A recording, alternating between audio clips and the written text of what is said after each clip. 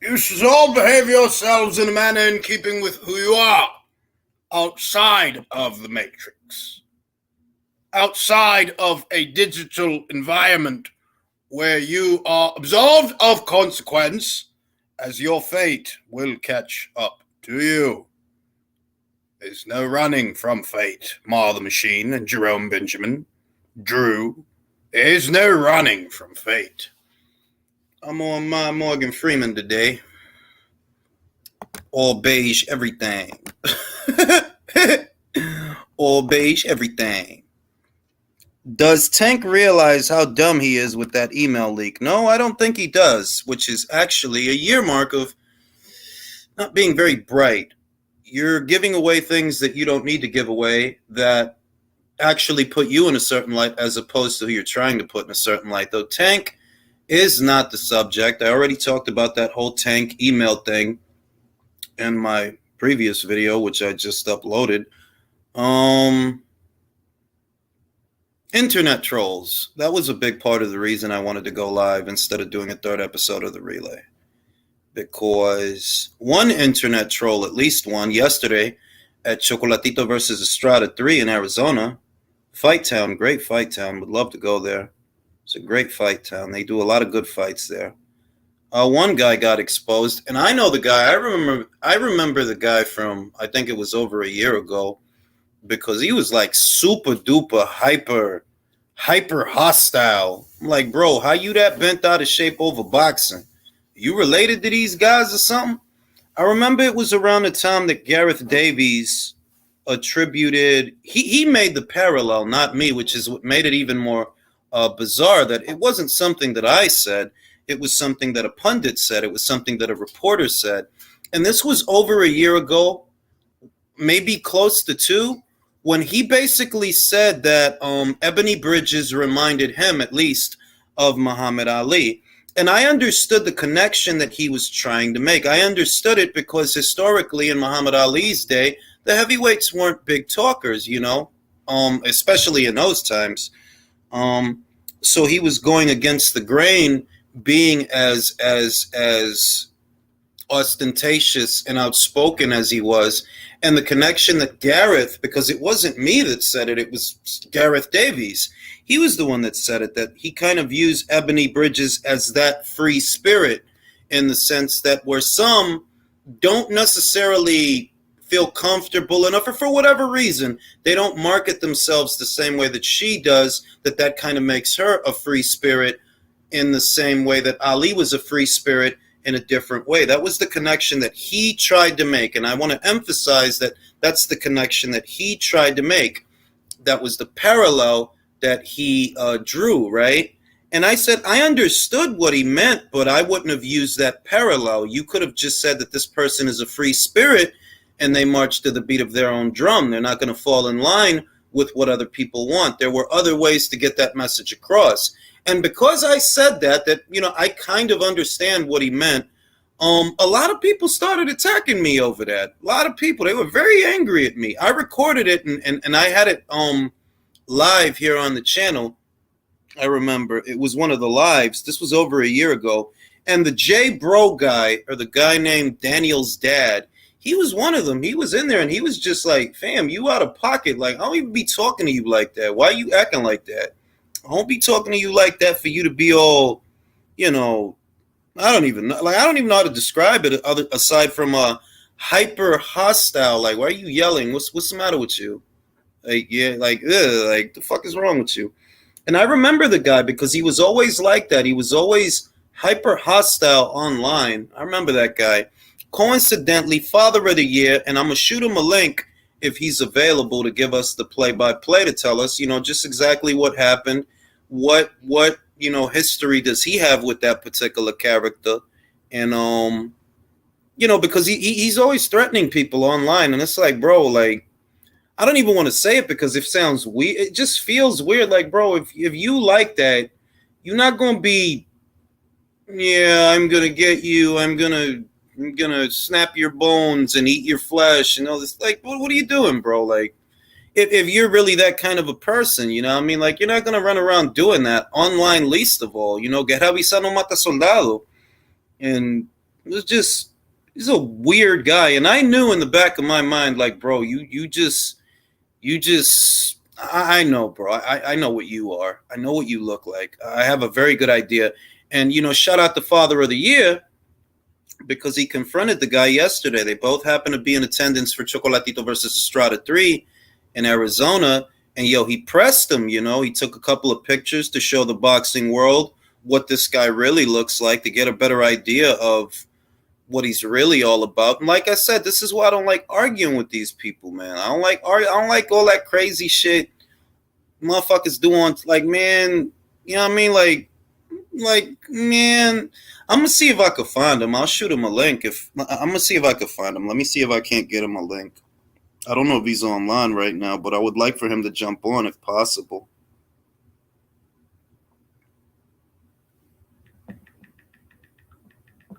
Give me a second, guys.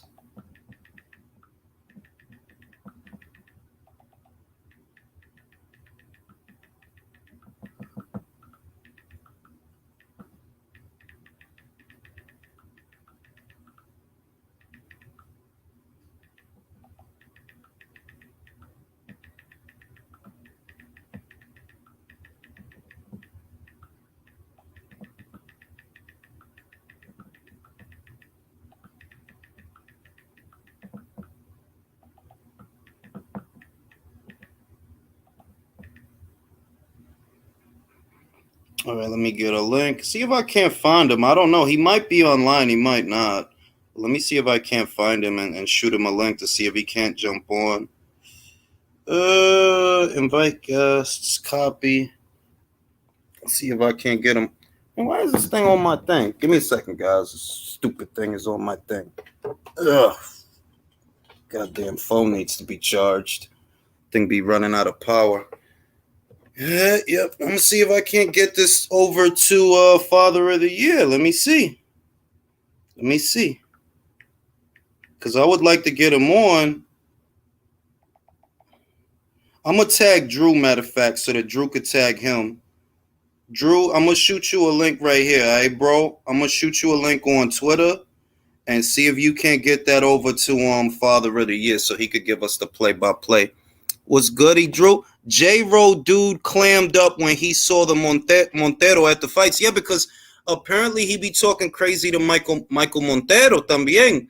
And Michael Montero is a former Marine, bro. He's ex-military. He trains in boxing.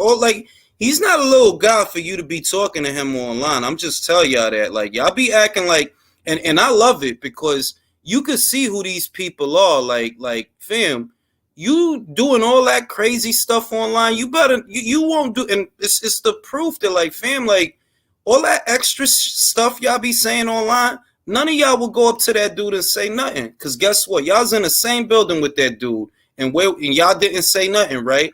That's why they make these accounts to where, they got an image of anything other than their face. Like, what are you hiding from, bro? Is this the only way you feel comfortable to use social media? Is to hide and use an image of some other shit? Like, you know what I mean? Like, it's just a lot of weird behavior, man. Who's this guy? It's this dude named J-Ro, bro. J-Ro, Daniel's dad. Guy, he was like, I remember the dude from over a year ago. I haven't seen him, to be honest, because I don't be around them circles to be seeing this clown. And you know what he looked like? He looked like Stephen Espinoza with Chris Farley. Who remember Chris Farley, the fat dude that used to jump on the table and break the table? He looked like something like that. Like, he looked like Stephen Espinoza, but fatter, sadder, and poorer. He looks like a poorer Stephen Espinoza. Montero X. Yeah, that's what I'm saying, Drew. Like that. They talk crazy. I've seen it. They talk crazy to Michael online, and I'm like, bro, that dude is wow big. He like 6'4". I know he like 2 and change, and he be fighting, bro. Like, he be getting it in, like, and they be talking crazy to that dude, and I'm like, yeah, y'all some little kids, man. Like, y'all really on some little kid type shit, like on some for real shit. Y'all better never let that dude get his hands on y'all. I know that shit. Y'all better not. All this crazy shit. Few subjects on my mind. Few subjects. But one of them is that yo, one of these clowns finally got found out. Like, fam, like I don't know why y'all do that, because you're gonna have to go somewhere at some point, and stuff always catch up. That's why it's like, what you acting crazy online for when you know you don't be doing no crazy stuff? Be you, yo. You know, fat guy in a t-shirt, whatever you got going on, be that. Ain't nothing wrong with that. Probably still pull joints if you do that. Just gotta get comfortable with yourself. You know what I'm saying? Because I know that I know exactly. As soon as I seen that name, I'm like, oh, I remember that guy. That's the macho man, the macho guy. He say all the macho shit, acting extra, and all that tell me is, man, you rap too tight, bro. Rap way too tight. Go bust a nut or something, bro. Go get some ass. Chill out, bro. You know what I'm saying? You rap too tight, bro. What's goody Polo? J Bro told them to pull up and basically said we could talk about it. Yeah, cause I seen what Father of the Year posted. You know, he posted the whole exchange leading up to the shit. And I'm like, see, that's exactly what happens, bro. Motherfuckers get wild comfortable thinking nothing never gonna happen, and then end up getting exposed. Check Twitter DM. I got you. I'm about to check it right now. And I want to see if we could get Father of the Year for the play-by-play.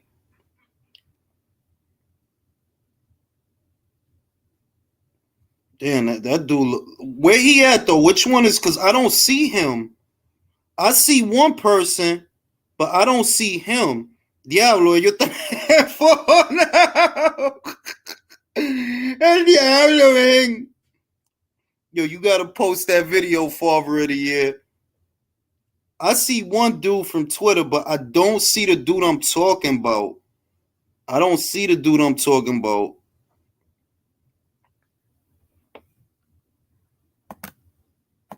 Hold on. That Dubois fight was crazy, bro. I'm trying to see, like, I see one dude.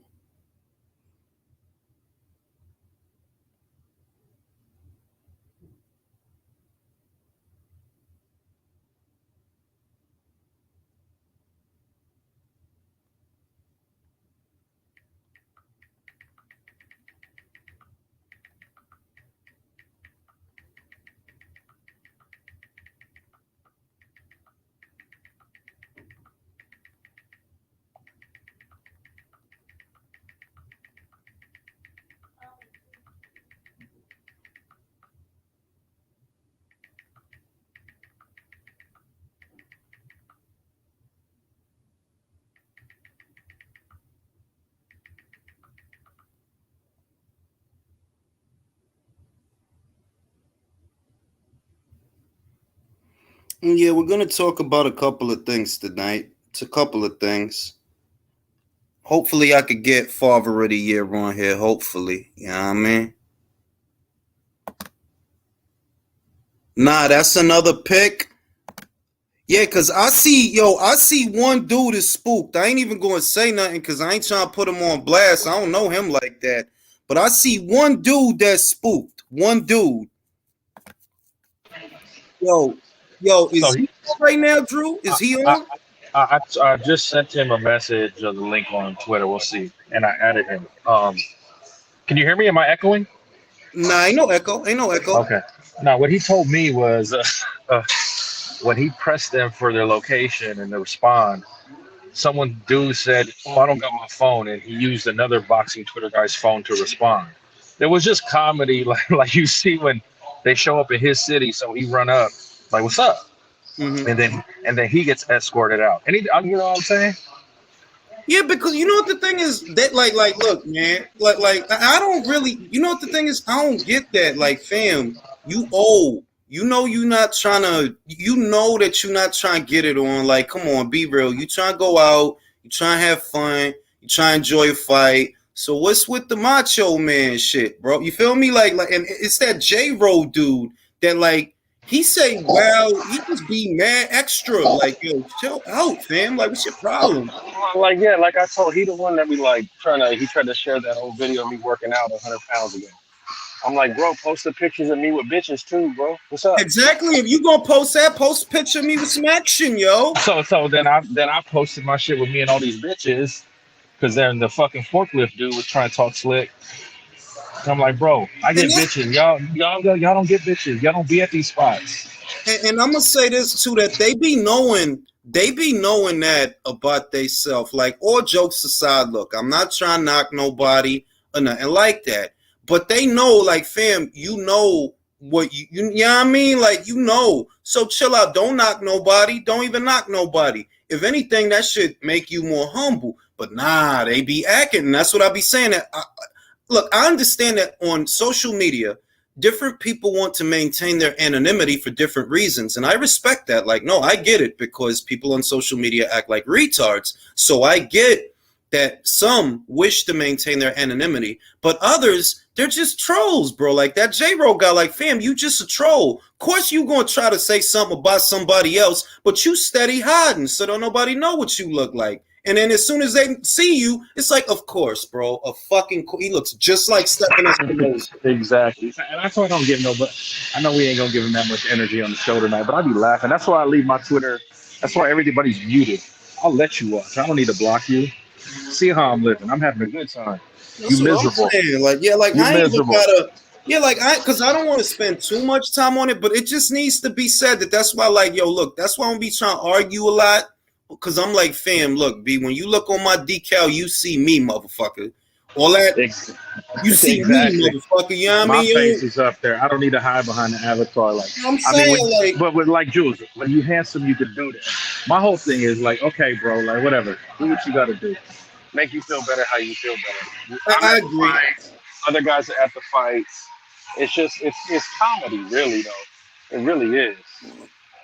Listen, motherfucker threatened me the other day, right? It was like 2 weeks ago. I get a random DM on there. I know what you look like. You know what I mean? But you don't know what I look like. I'm going to see you. I swear to God, Drew, that's what the dude sent me.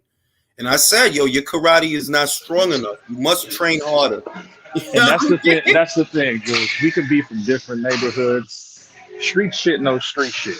And street shit don't be on fucking the internet talking jive like that, Yeah, bro. like, fam, if you was trying to get me, right? Why the fuck would you tell me? Now I know. Oh, I gotta be careful because they try and get. If you gonna get me, right? You ain't supposed to tell me. You told me. I started playing with him like, your Tai Chi is not strong enough. Use the Tiger Crane style. Like, man, you don't get the fuck out my face. You know what I mean? But real shit. So, really, one of the subjects that I did want to cover tonight is all the guys that they keep attaching all these handicaps whenever Matchroom is involved, more or less, right?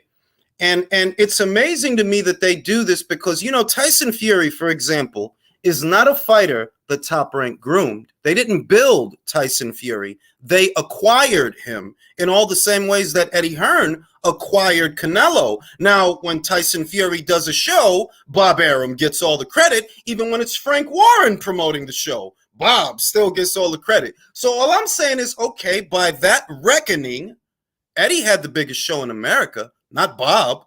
By far and wide, it's not even close. Nothing, no Top Rank show. And I'm not saying that they didn't put on good fights, but we're talking dollars, right? We're talking dollars and cents and metrics. By that reckoning, Matchroom had a bigger year in America than Top Rank. It's not even close. It's not even close. Canelo versus Golovkin 3, which me and you both said at the beginning of this year. I've been said it.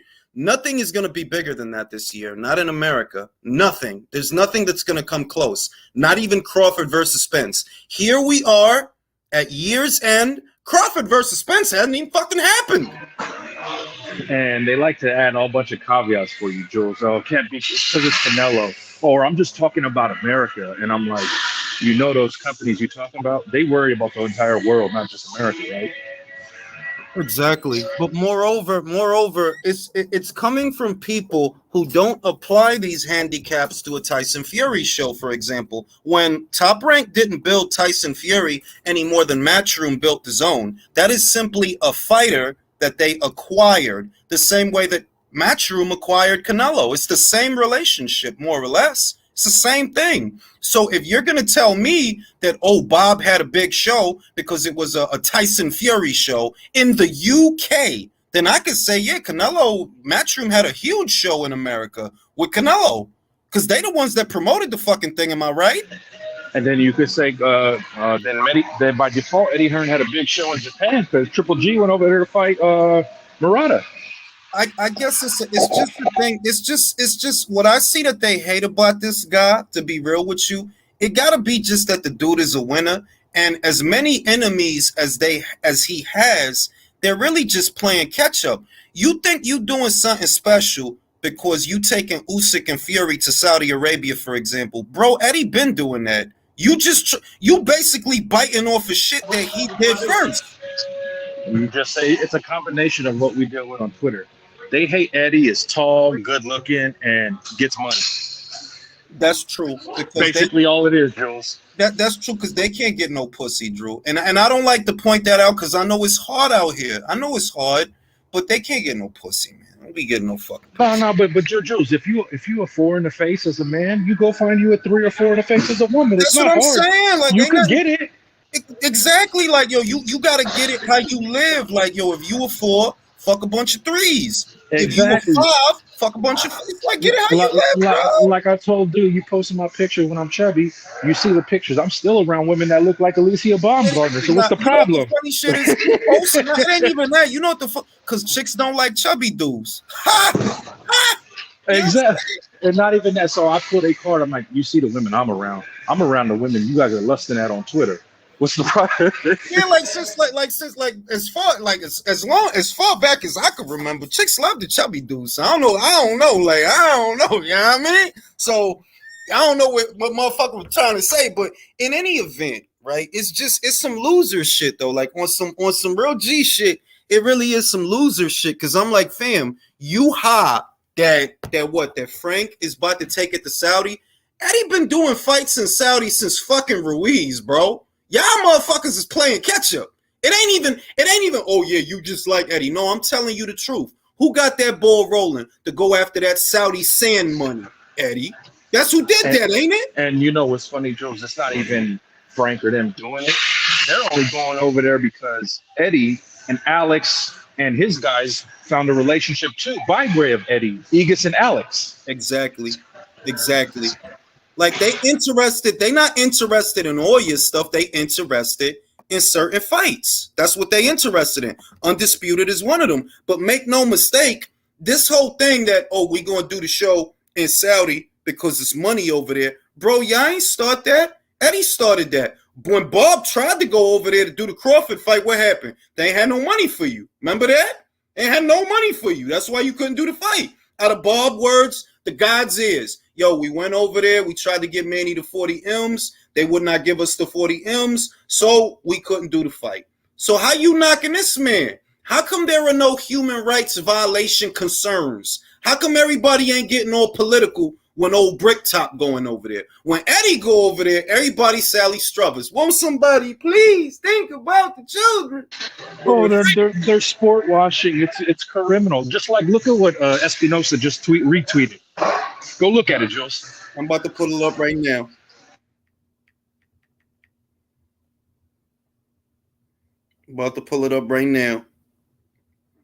One of the country's largest pediatric hospital. No, that can't be it.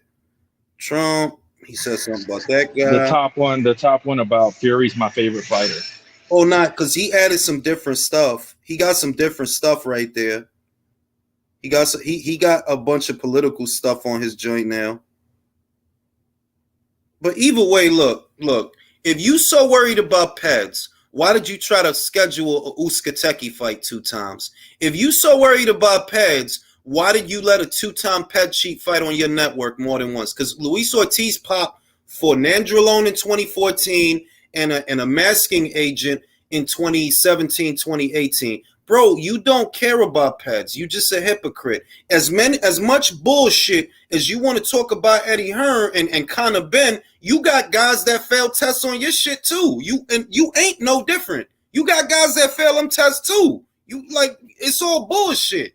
That's why I be saying it. Like the sport of boxing. If we gonna be real, They don't really care about pads, fam, because every network out there has a guy that tested positive for something. Zolani Teta just tested positive for a pad in a fight that happened in July. We just now hearing about it. Why ain't nobody putting Frank Warren on the cross? Zolani Teta had been his fighter as long as I can remember.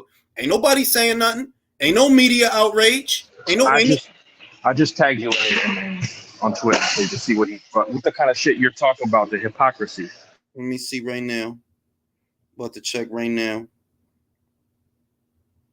Hold up, about to check right now. It's in my DMs. Where's that?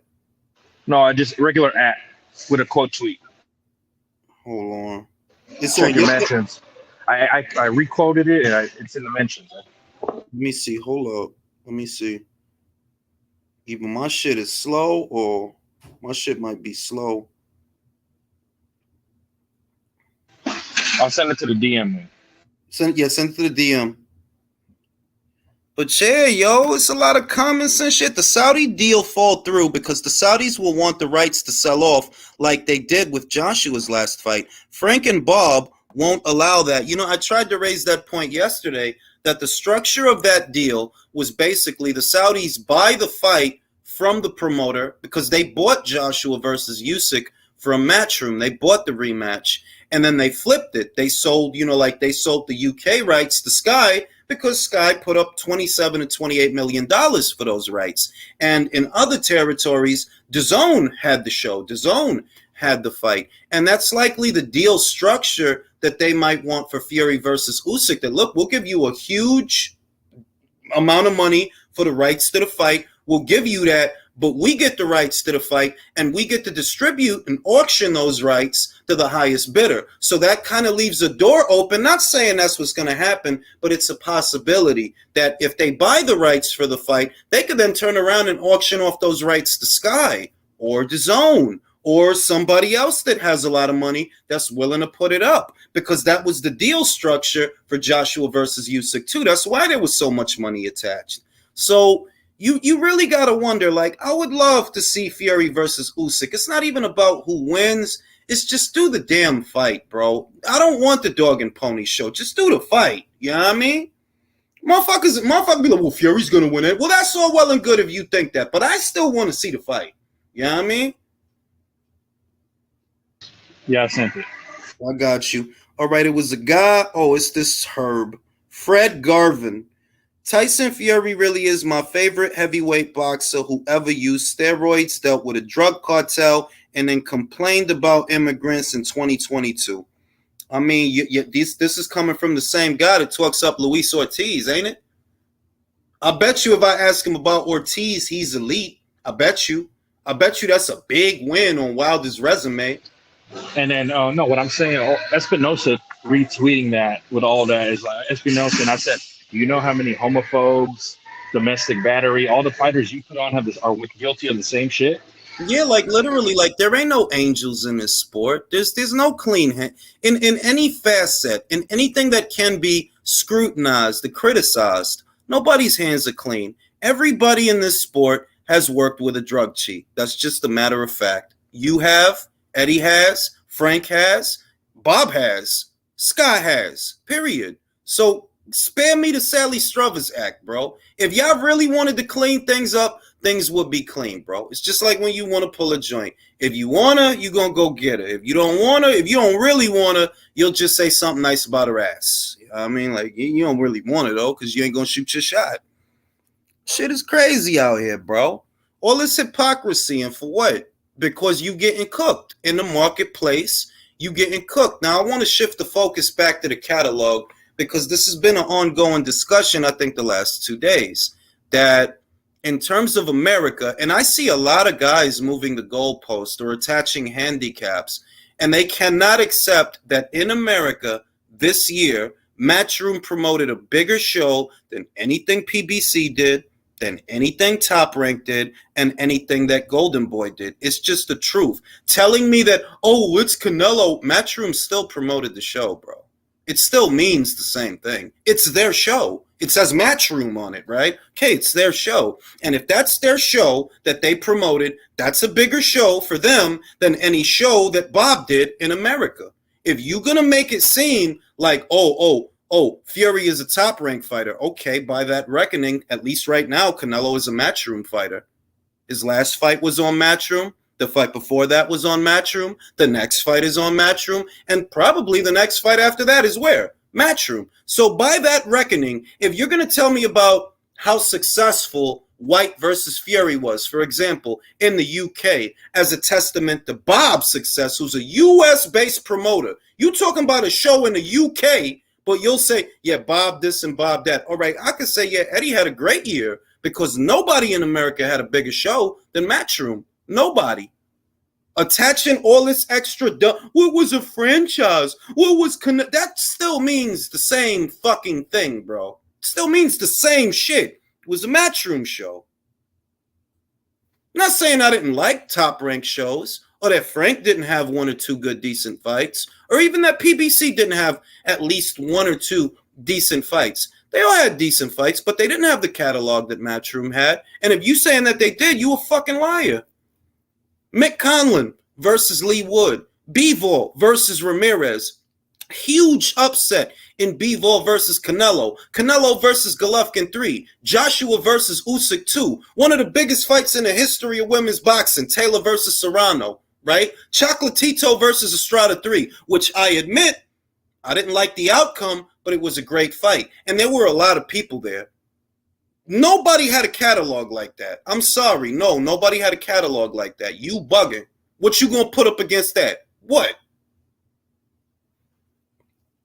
It's hilarious, Juice. It's hilarious how they even try to compare. Like, you comparing Joe fucking this outfit that doesn't do fights on other continents to a man that's flying all over the world, putting these fights on in his name. Yeah, like you talking about a dude that just put on a fight in the UK, in Australia, in Arizona, done put fights on in Italy, done put fights on in Spain.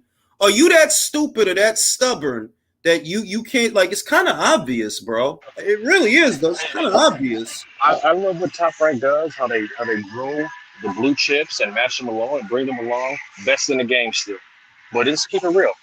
Outside of that, Bob Arum's a middleman to the foreign markets. That's all he is. Yeah, I mean, if you want to talk about what the relationship is, he's a middleman in the sense in the Lou DiBella, because it was really a Lou DiBella fight, to be honest. In the Haney versus Cambosos fight, Bob was a middleman. He was a channel in between Lou DiBella and ESPN. That's what he was. You help mediate it to where ESPN gets the rights for the fight, and then Devin will be with you moving forward if he wins. But that's what he was. He was a middleman. Case in point, ESPN doesn't give Bob enough money to go out there the way DAZN gives Eddie money, or the way that ESPN gives the UFC money to go out into these other markets and branch out. What does that tell you? Yeah, who is this guy arguing with? I'm a Pusey. Man, get a fucking life, you fucking weirdo, bro. I don't understand how young guys do shit like that, bro. You should be outside trying to get your dick sucked, bro. Motherfucker be 20, 25, acting stupid on the...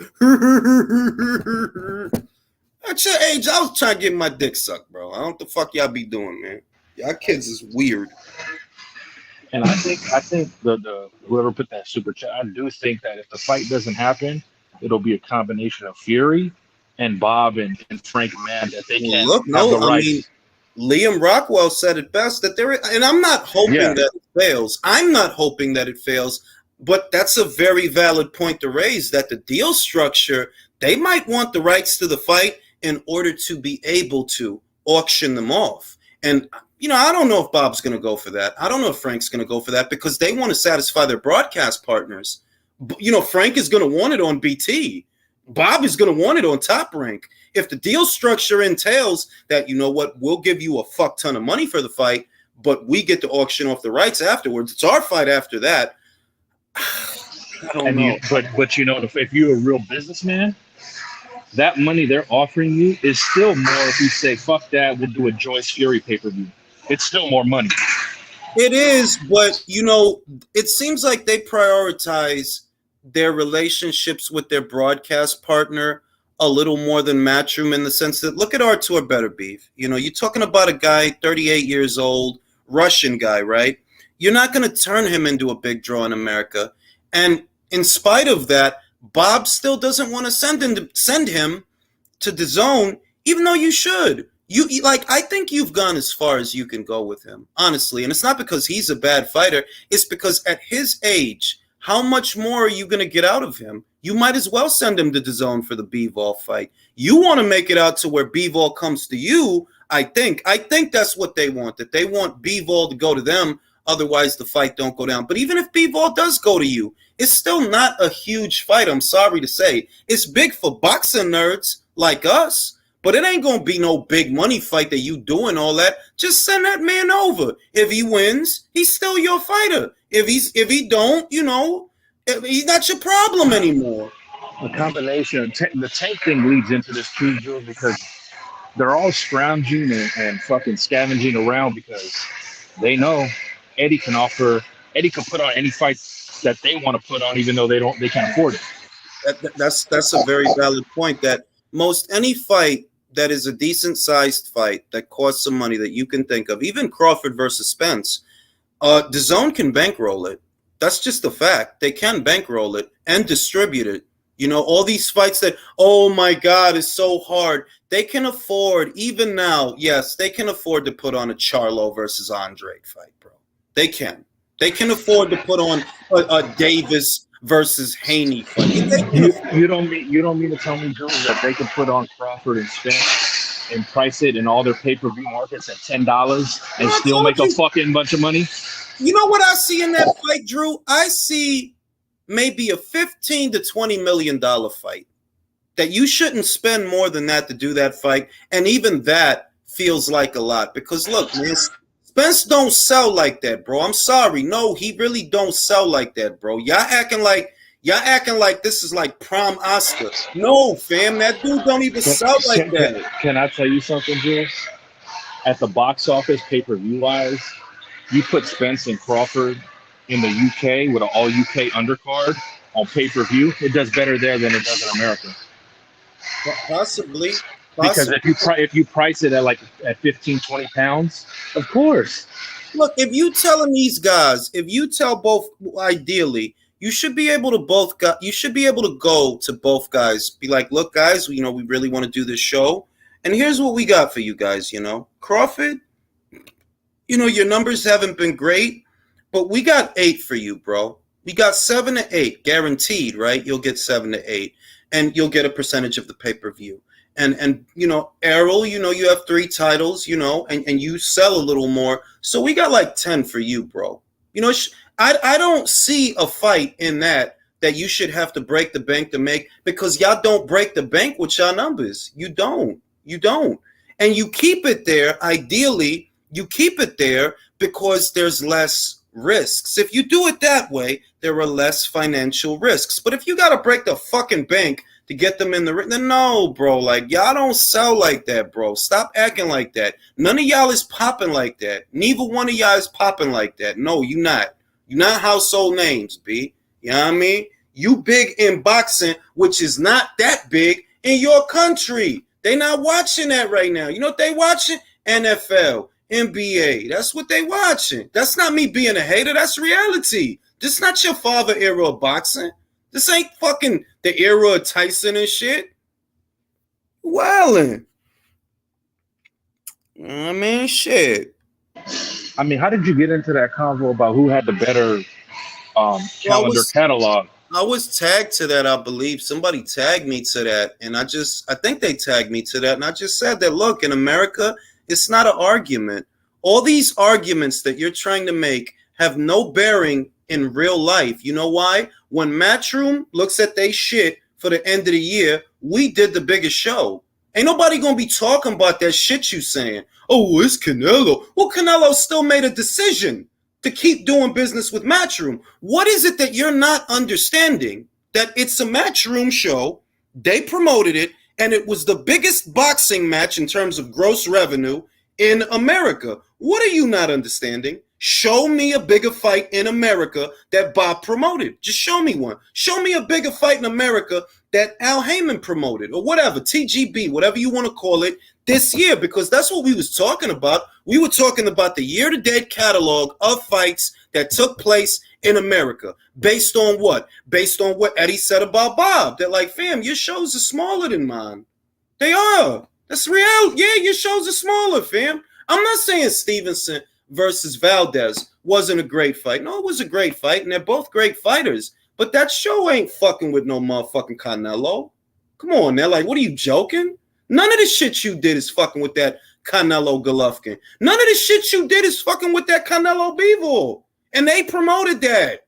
The same way you get to take credit for Tyson Fury fights, even though you didn't groom him, that's the same shit he could do. Because he didn't groom Canelo. You didn't groom Tyson Fury. You acquired that fighter. He acquired Canelo. It's a problem. Shit is childish, man, and I don't like arguing with childish people, bro. I don't like arguing with childish people. I'm gonna open up the chat to the panel, and y'all do me a favor and don't talk over each other. If somebody's in the middle of a sentence, let them finish, please. Thank you. And send super chat money. I don't know why, just do it.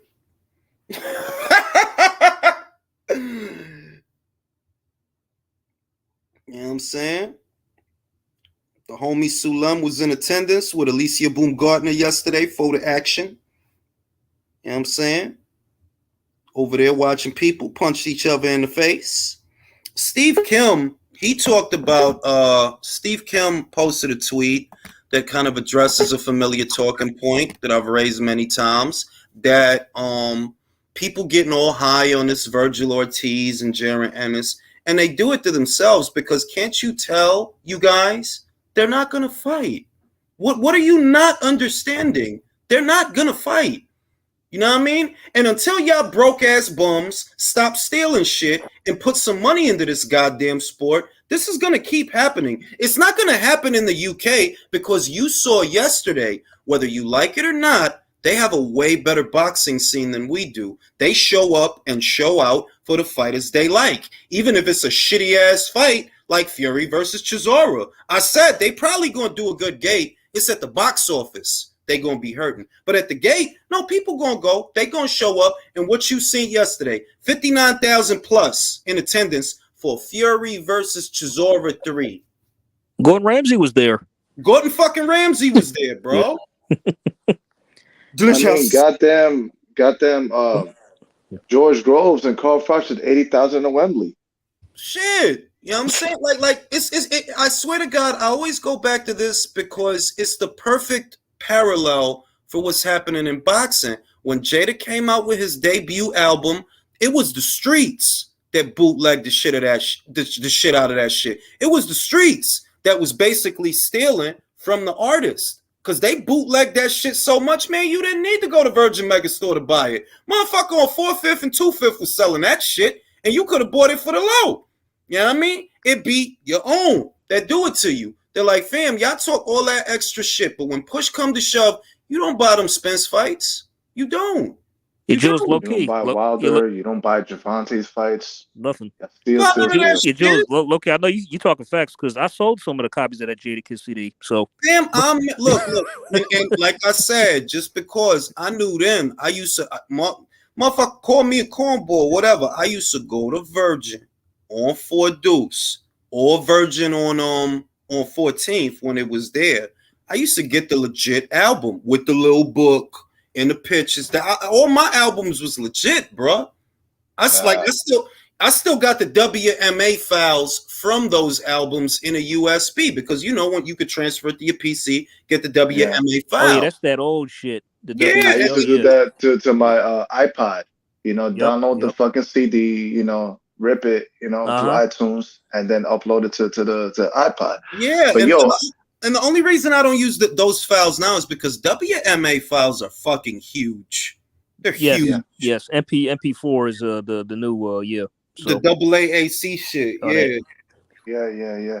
But I used to get those CDs, you know, around my way. Like this used to be the store. They used to sell jeans called Loco over on San Nicolas Avenue, and they had the real CDs, bro. They didn't. None of that was bootleg, man. And shout out to my Africans who got the connect to get them CDs, man. Probably stolen, but you know, I'll happily buy them off of you. Yo, just in general, because I understood the relationship at that, like not cap. No bullshit. I understood the relationship. They're like, fam, if you buy the bootleg, the artists don't see none of that money. You know what I mean? They don't see you basically just stealing the shit, basically. That, and sometimes the bootleg, the volume would be lower than it is on the actual album. And I love to play my music as loud as fucking possible until I hear a whistle in my ear. I love my music loud. So I want the best sound quality possible. Only way I'm gonna get that is if I got the legit album. So I would always buy the album legit. The only thing I would get from like the bootleggers would be beat CDs. You know, like DJ Boom. They'll have all the beats of the popular songs on the radio, but you know, it'll be beats. That's the only shit I used to get from the bootleggers. Other than that, I don't want no bootleg album, fam. Fuck out of here. And it's the same thing with that it is with these fights. If you steal in the fight, you ain't supporting Al Heyman or nobody, you fucking bum. You're not supporting shit. You sitting online arguing with people about a motherfucker you steal from. You don't support that shit. You don't support Wilder. And what reality does that make any kind of logical sense? It don't. It don't. And it further highlights it when we say, why are they doing less shows year after year? And you know what this shit is? You can literally point that out. Like, I have an episode of The Relay, right, where Showtime had released their catalog of fights for the year. I believe it was 2019. It was a lot of shows. And I think they did the same thing. It was either 2018 and 2019. And if I look at that catalog and I look at what they did this year, it's obvious they doing less shows. It's obvious they're not spending as much money on boxing. Jules, that article I pointed to you, the Showtime president of entertainment just said, we're going to do cheap shit next. She basically said we're doing the cheapest shit we can next year. You point that out, and it's like, but Espinosa said this. Of course, he's dusting off his resume. You could show him someone that is above his pay grade that is saying, yo, we going to tighten our wallets this year. And these 9th grade reading motherfuckers still won't, you don't understand what the fuck is going on, fam. You don't understand that this is bigger than boxing. You don't understand that Showtime's viewership and the bulk of their subscribership, it doesn't even come from boxing. So where do you think boxing ranks in their totem pole? They got bigger fucking problems, in case you haven't noticed. And Jules, we could let's say we take off both Canelo fights off of Eddie's catalog. Even with the AJ Usyk and all these other fights, it's still better. Yeah, that's like Choco versus Estrada was a great show. Taylor versus Serrano was a great show. B-Ball versus Ramirez.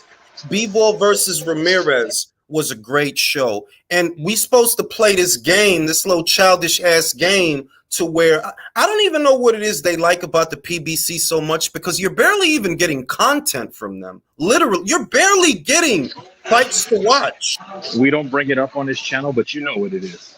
I know what it is. We know, it's fellas. Far cry. We know. It's such a far cry of what they used to be in 2018. Because compared to the last 4, it's like it's been a very low output of shows, and the Zone and ESPN, they're outpacing them.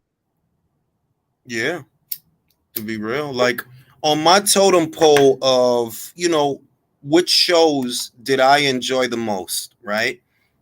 I would say Matchroom would be at the top. Top Rank is definitely a close second because they put on some very good fights this year. They really did. Mm-hmm. But that's preference. If we look at the size of the shows, that's what separates them. Joshua versus Usyk was huge. That was huge, bro. Canelo versus Golovkin, that was huge, bro. Canelo versus Bivol. That was big. That was bigger right than there. Right there alone, that's 3 9-figure fights. Real shit. Now, if I see, I see Alexis, and he's still on his shit, and I'm like, bro, to me the argument is strange because, all right, Fury versus White was a big show. That was a big show, not in America though, but it was a big show, right? But that wasn't a big show for Bob because Bob didn't promote it.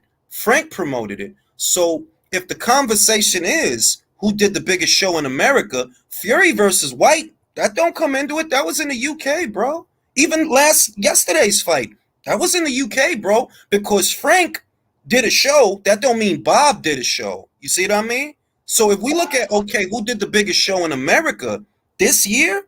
That was Eddie. It wasn't Bob. And were the main event fighters American? Nope. So what about Eddie? He hasn't made an American star, Jules, but Samson Lemkowitz has made an American star. I'll tell you Brown's what. made an American star. That's what I was about to say. Did Al Heyman make an American star that I don't know about? What Americans? Because if it's so important to develop a homegrown American star, show me the homegrown American that's outselling Canelo. Show me. Who is he? Who is he? There's always a fucking handicap. And it's like, fam, life don't work like that. Business don't work like that. I mean, but Joe, those three fights that Drew just named, Canelo Bivol, Canelo Triple G, Josh Wilson 2, those were already the three. We all know those were the three biggest fights of the year. And I said that at the beginning of the year, and everybody kept telling me, "No, watch Crawford versus Spence is going to be big." All right, bro, I got you. And is that shit happening this year? Is that happening this year? Exactly. The funny shit is, if it would have happened, you know who would have bought it, Jay? Me, you, Leo. Well, Leo don't gotta buy it because it's free where he's at. You know what I mean? Yeah. I mean, me, everybody you. on his panel would have bought it. Everybody on his panel would have bought it. We would have bought it, but the motherfuckers pumping that shit the most wouldn't have bought it. Nope. They wouldn't have bought it. Nope. That's why motherfuckers got to stop with this fake virtue signaling shit. Listen, bro, I know you pop. I know you broke. I know you are. You know what I mean? I know you are. All this lying on, just like that bozo J Bro or J Ro or whatever. It's like, broke. You faking the funk. Like, motherfuckers really can't tell. Like, fam, motherfucker, no. I knew in my foot, this motherfucker shaped like a pear. If you don't shut that tough shit, bro. I mean, Jules, dude. Go ahead. I heard this dude. Listen, Drew. I heard this dude on them fucking John Turkey spaces. So, apparently, he has a problem with a Mexican being named Drew. Oh, really? Like, why? What's really your problem? He really be talking about me, huh? Yeah. Yo, the funny shit is not even on no fly shit, not even on no tough shit. If they was in a room, I bet everything in my fucking savings account, Drew beat his ass 10 times out of 10. 10 times out of 10. He no has cap. a problem with a Mexican dude named Drew. I mean, come on.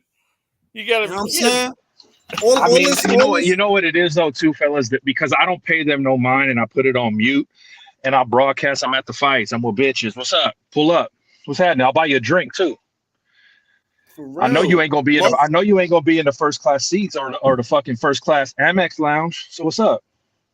You know what I'm saying? Shout out to my man that I just got the Cash App donation on. Shout out to my man who sent that. Let me see who sent that. That was my man Edwin Castillo. Shout out to my man Edwin Castillo for the Cash App donation. Appreciate it. And I was at that fight. I was at the Choco and Strata fight last year in Texas, where Montero was by himself. And apparently that guy had beef with Montero, but he didn't go up to Montero at all. Montero was in the section by himself the whole fight. Because Montero is 6'4" and an ex-Marine, and he will twist. And he's also we'll fold that dude like a lawn chair. And also, and you know how the Italians say he's a friend of ours. He's a friend of ours. You know, he's a friend of ours. That's what he is. Shout out to Michael Montero from Sicily. You know what I'm saying? Es amigo de la familia. Es que tú sabes lo que. Si tú no peleas, está bien. Eso no es nada más. If you're not like, you don't have to like you know like you're too old for that shit. Ese tipo tiene un hijo, una familia. Why are you faking the funk para el internet, man? So that you could, God forbid that guy would have beat the shit out of you in front of your son, because that not only would have traumatized you, it would have traumatized your son. You know what I mean?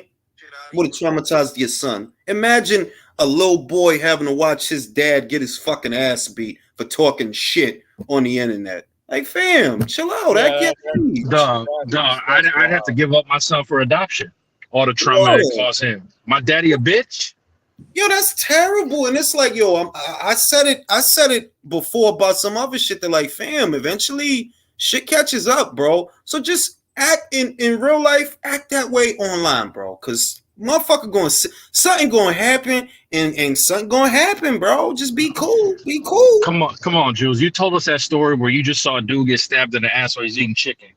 Straight crazy motherfucker. What I'm saying is, no, but that's before the internet. That's before I know, what I'm saying is, dudes that with shit like that are with it, they don't talk like that on the internet.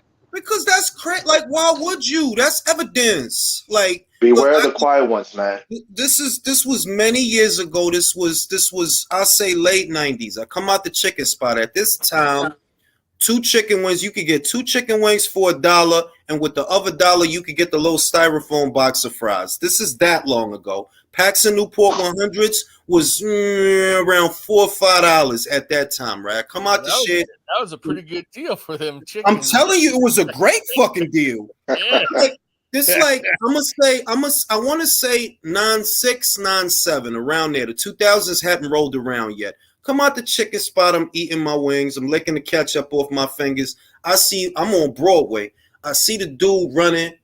Other dude running behind him. He finally catch up, poked him right in his ass. And he said, "Ah!" You know what I'm saying? It's like shit goes down. Be like, I know you don't think shit but no, shit really happens, bro. You shouldn't. You don't be knowing what crazy ass people just be around. Like, Jules, real quick, it's on the subject of crazy people, but it's kind of off boxing though. This 10-year-old kid got mad at his mother for not buying him a game. Oh yeah. And then that is crazy.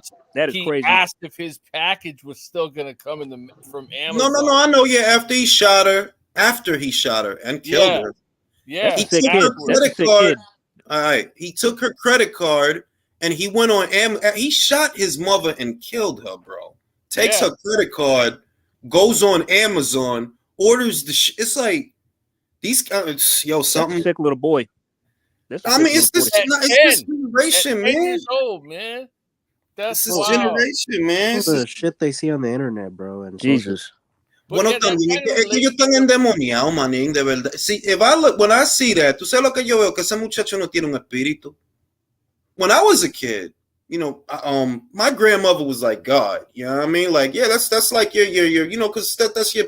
You know what I mean? Like, these are the people that are raising you. You know what I mean? So you got to respect them. These kids now, bro, they some little, nah, man. They some little evil motherfuckers now, man. Yeah. So they little devils. They're little devils. Yeah, like Joshua Kunju says, thoughts on AJ potentially going with Virgil as his trainer. Why not stay with Garcia? Well, this is what I heard, bro.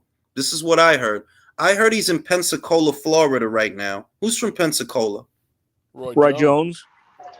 Roy Jones. Man, you That's think great. Roy Jones? That's great. I don't see Roy being able to do anything for him. Like I said it too, country, that I'm like, look, Roy, the fighter, was great. Roy, the commentator, was great. But Roy, the trainer? No lo veo. He was with Eubank, right? Did he really make Chris any better? Is he still with you, Ben? Like, you know what the shit was? He wasn't even going to be with him for the Conor Ben fight. he was training himself, right? That's what He he was said. training himself. I don't even know what happened to that relationship. Like, why are you training yourself? Is he going to be in his corner for Liam Smith? Anybody know that? I don't even know. But I mean, he wasn't going to be in his corner for Conor. What do you think is that? What do you think is that all about? Chris Eubank Jr. don't want, because I feel like he doesn't want a trainer. He doesn't want someone to tell him what to do. He thinks, you know what I think he thinks? I think he thinks that he has enough for a certain level, so he cuts his losses. That's what I kind of see, that like he knows he's not a world champion. He knows, and he knows that he's not going to be, so he cuts his losses. Like, and with that, well, I'm not really, I was about to fight a welterweight, basically. I don't need to pay Roy to train me to fight a welterweight, so I can just save more of that money for myself. Like, I don't need Roy to train me. So you think it's about money? I think it's about money. I think it's about money. Because I didn't think he wants to be a world champion. You're right. No, he doesn't. He doesn't. He doesn't. Like, it's kind of obvious that he doesn't. Like, Chris Eubank is more worried about his KFC endorsement. His own father said that, he's not going to. His own father, as much as he's bugging out right now, he said it. Chris is not going to be a world champion. That shit has style, bro. How old is he now? 34? 33. Yeah, That About shit to I be mean, 34, pushing he 34. ain't fucking 24. I'll say that shit. Nah. He Hey, ain't Jules 24. Castro KTX wants to know the name of the guy who trains Crawford. Bo Mack, Brian McIntyre, Bo Mack. Edwin Castillo says Canelo versus Ryder will do more than any PBC card, guaranteed.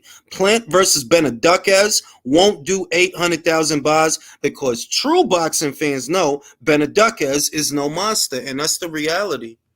There's a lot of people that whenever I do a video about David Benavidez, I always get one or two odd guys that get really upset about it, even if in the video I'm not telling you a lie. I'm not. You had the opportunity to do that fight a long time ago when it really meant something. You wait until the man gets knocked out to get him in the ring, and you really think that people like me that spend money are going to look at that and be like, oh my God, he's finally fighting Kate. No, we're not. We're not.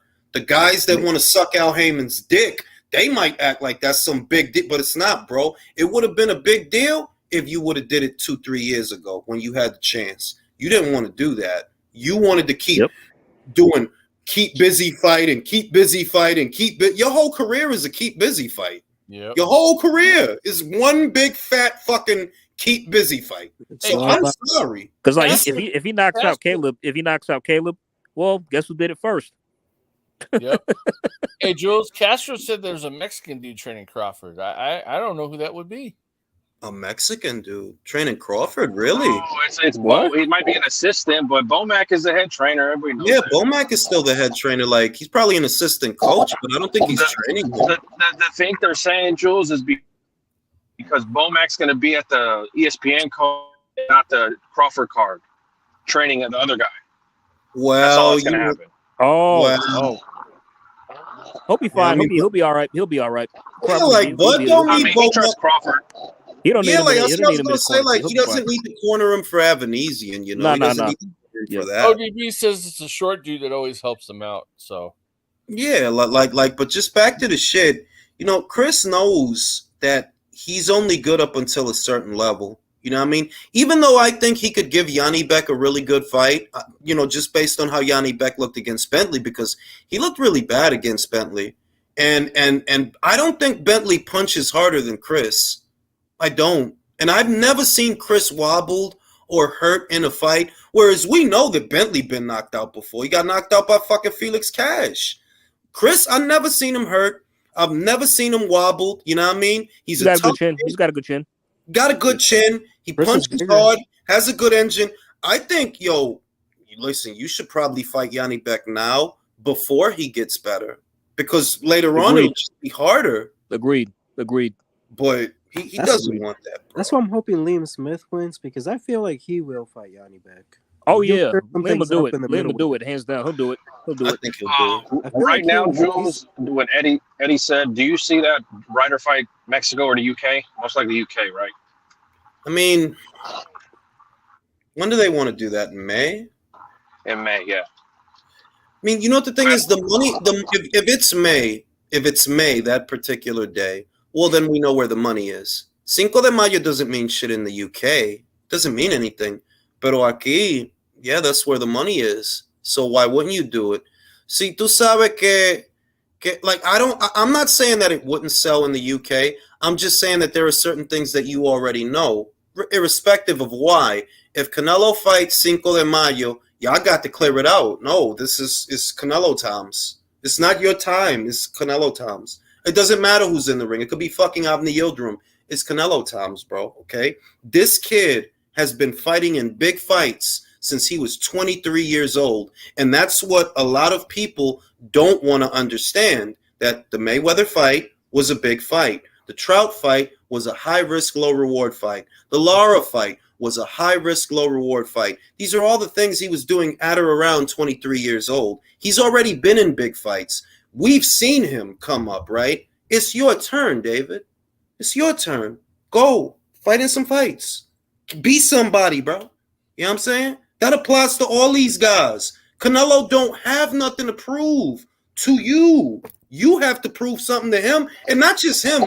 It's not just about him. Maybe you get the fight. Maybe you don't. If you don't get it, then what? What are you going to do? Go move up to 75 and beat the Reggie. Go beat the Reggie champ at 75 like he did when he came up to 68 to beat fucking get the Reggie belt from what was his name? Fielding, Rocky. Well, they act like they're the same size or something. David, you're fucking huge. He's 6'3". You're huge, bro. Why you and Canelo are not this? And I'm not saying that like, oh, Canelo. I'm saying that this is a guy who started out at welterweight, became a champion at junior middleweight, super middleweight, light heavyweight, and you still sitting on the pot at super middleweight, still sitting there. How long are you gonna be there, bro? How long? Just like, all right, you beat Plant. Y después qué? What are you gonna do? You're not gonna fight Morrell. I don't think he's gonna fight Morrell. No. I don't think there's no money in it. It's a hard fight. Nico has been radio silent on that fight. I mean, like, really, and I know that Morrell's team has something to do with that also. I'm not absolving them of blame because I know that they have some blame in that too. But essentially what I'm getting at is you have to make it happen. You making it kind of look like it's Canelo or bust, that's not your call. That's Canelo's call. So while you out here, you need to do your own thing because he already did his own thing. And everybody know that. That's why they pay to see him, because he already did his own thing. The Cotto fight was a big fight. The Golovkin fights were big fights. You know what I mean? He already beat. Exactly. Even the fucking Chavez fight was a big fight. Oh, the million pay-per-views. Fucking million pay-per-view for the fucking Chavez fight. He already. That's insane.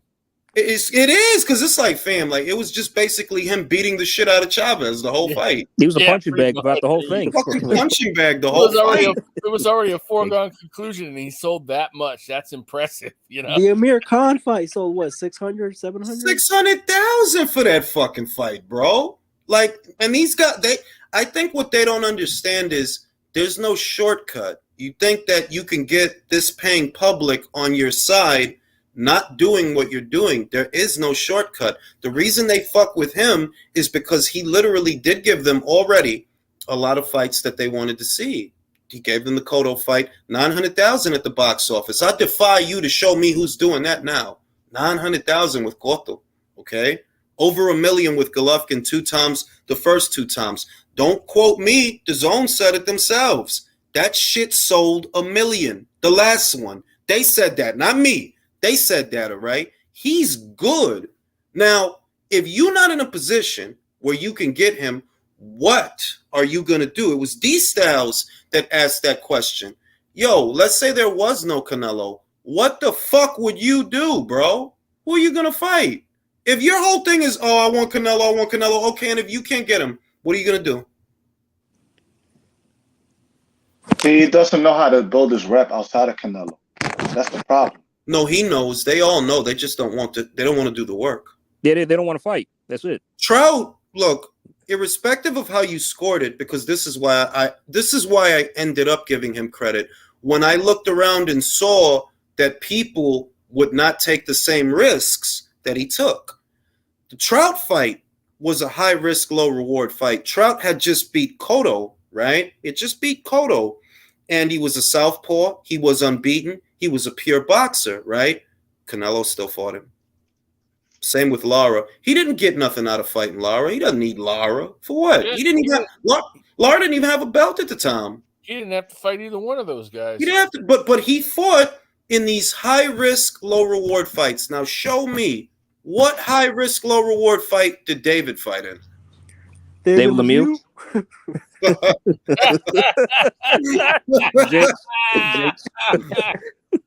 Oh my god! Yeah, I mean, Undefeated says put Canelo 5 de Mayo in UK and Benavidez 5 de Mayo in US, and Showtime will back down. Oh, that's facts. That's facts. I mean, depending on the time zones, eso es lo que yo digo. We don't know for sure. I wonder, are they going to stage Benavidez versus Plant as a pay-per-view? Do you think they are? Yes. Yeah. Of course. Yes, of course. How can they not? How could they not? I mean, they put I heard Charles it's Martin in versus March, Ortiz. though. I heard it's in March. I heard that's supposed to happen in March. If they don't, It's going to be on I'll give them a lot pay-per-view. of props. If they put that on for free, I'd be shocked. I really would.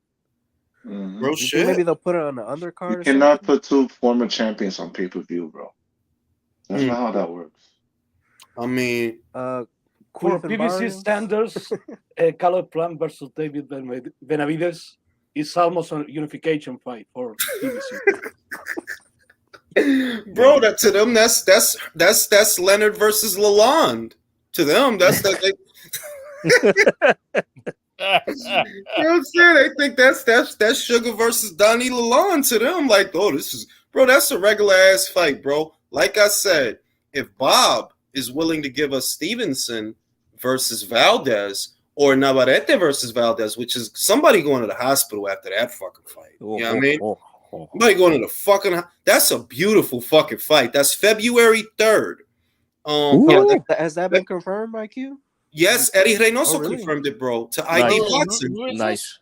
Yo, that's gonna be lit. Yeah, Eddie Reynoso, you know, he trains Oscar Valdez. He spoke to ID Boxing. He said February 3rd, Navarrete versus Oscar Valdez, bro, for the vacant WBO title. He said it. I see it.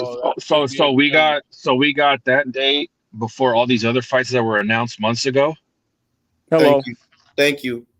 Confirmed by it's not sources. It's Eddie Reynoso on camera. Yeah, they're going February 3rd for the vacant WBO title. That's what he said. All right. And that to me, like, I would pay pay-per-view for that before Plant versus Benavides. Because I know with that, 100%. somebody's gonna get fucked up. 100%. And then we're gonna get I'll say we'll get a Haney Loma announcement before Christmas too. Probably. Hey, We're all the news on Haney Loma is coming out quick too. Like Bob just said, like, yeah, we about to do that.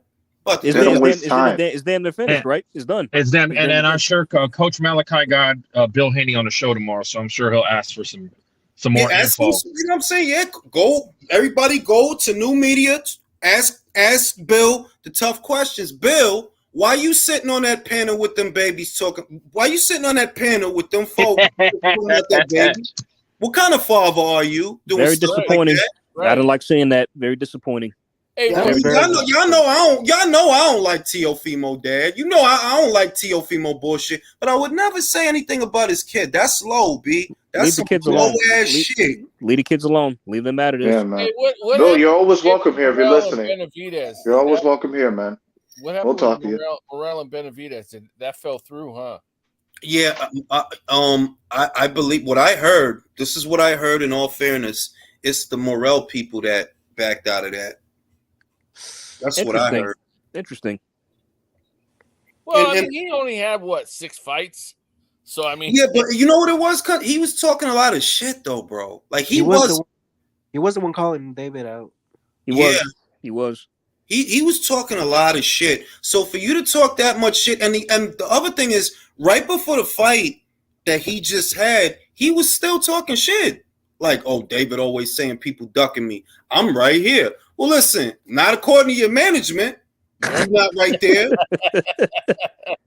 If you was right there, maybe we would have got the fight. Because when I spoke to Sampson, what he said was David Morrell, November. That fell apart.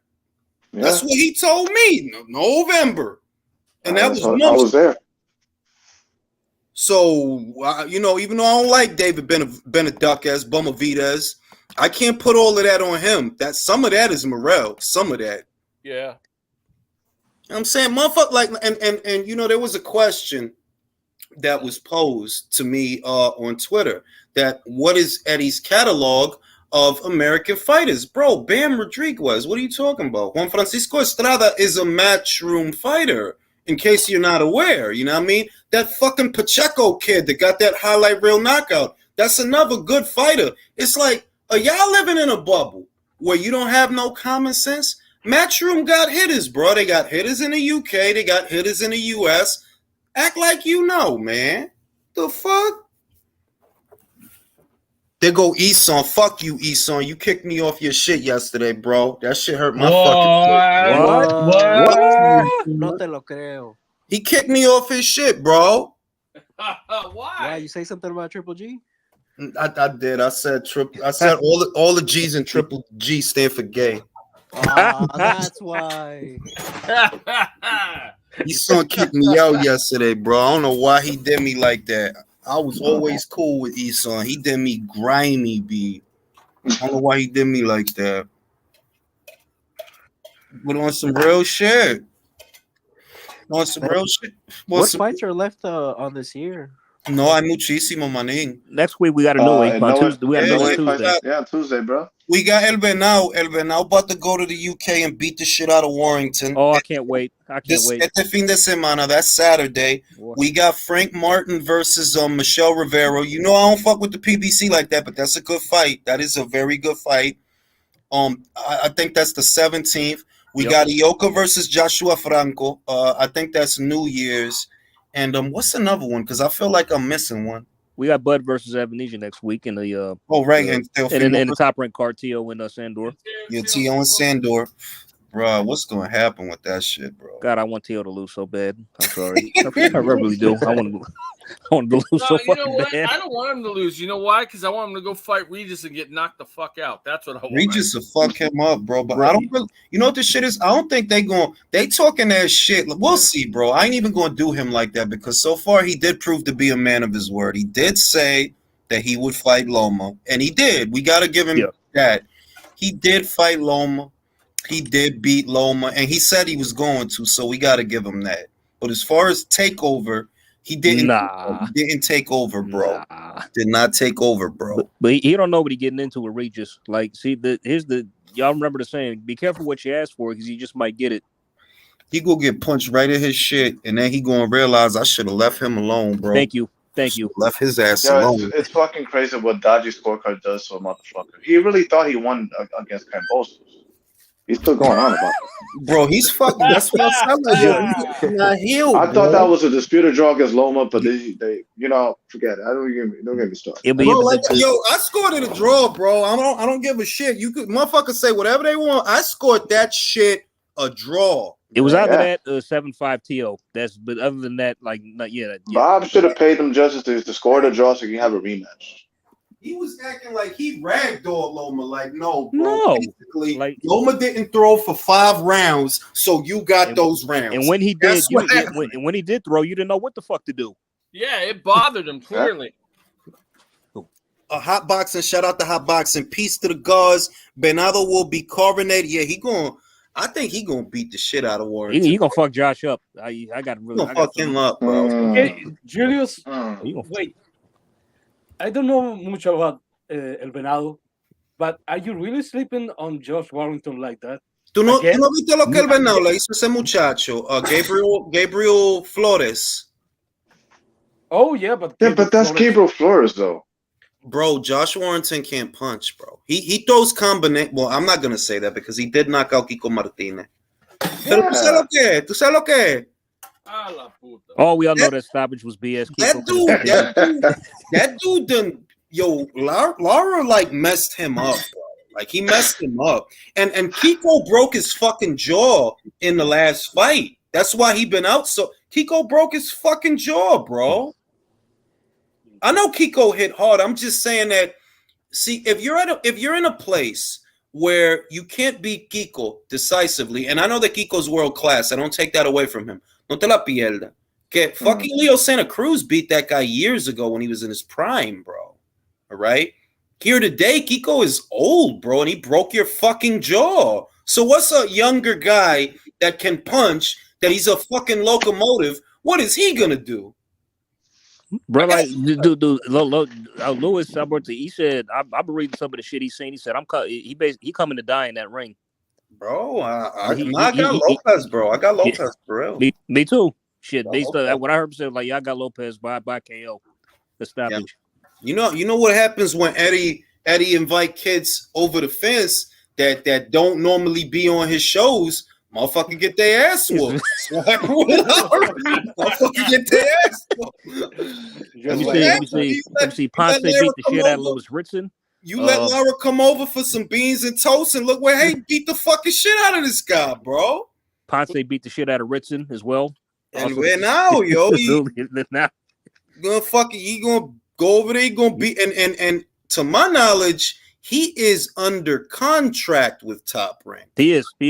So he gonna take that belt right back to them, and then they gonna do what they gonna do with it, bro. Like, it is what it is. Like, Bridges versus O'Connell. That's next week. That's also on that show. I've been waiting for that.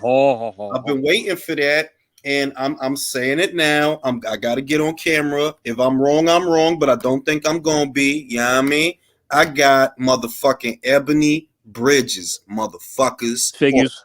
Off short left hook. Off the short left hook and the uppercut on the inside. You fucking motherfuckers. I saw a little bit of her, hitting the pass. She's trying to like plant her feet and load them shots, man.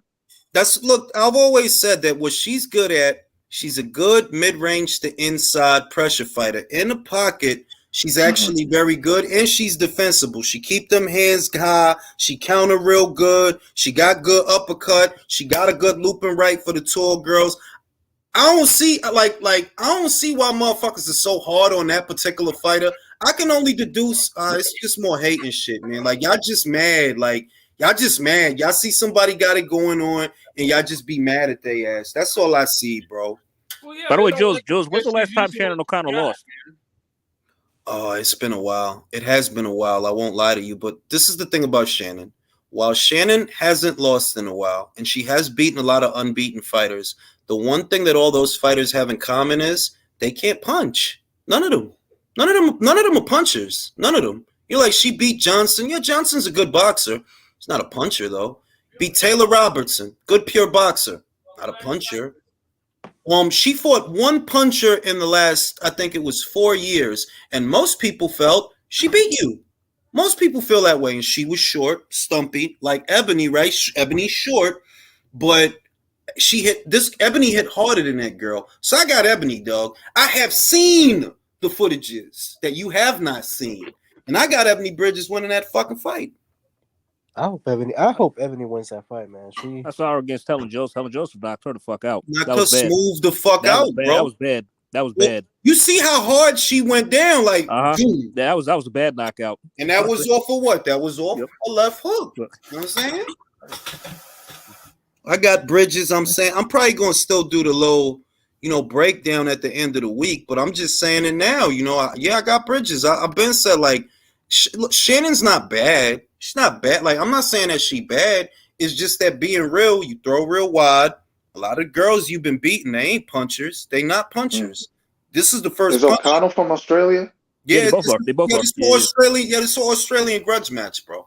All Australian, all the time, bro. Vegemite and all of that. I saw the virtual press conference. That was funny. Hell yeah, they invoking the power of the Vegemite on this one.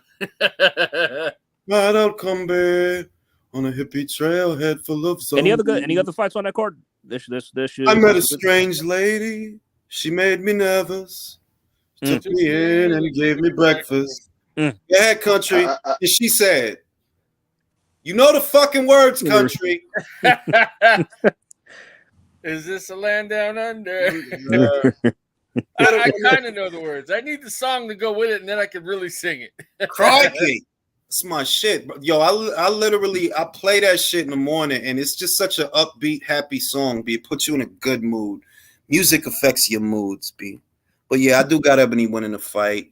Any other fights on the card? I think Shannon Courtney supposed to come back on that card, but I don't even know who she fighting. So shit. Was she fighting some journeywoman or something? Or what was it? I mean, yeah, like she going to because she ain't fought since fucking last year, bro. Like it's gonna be a journey woman.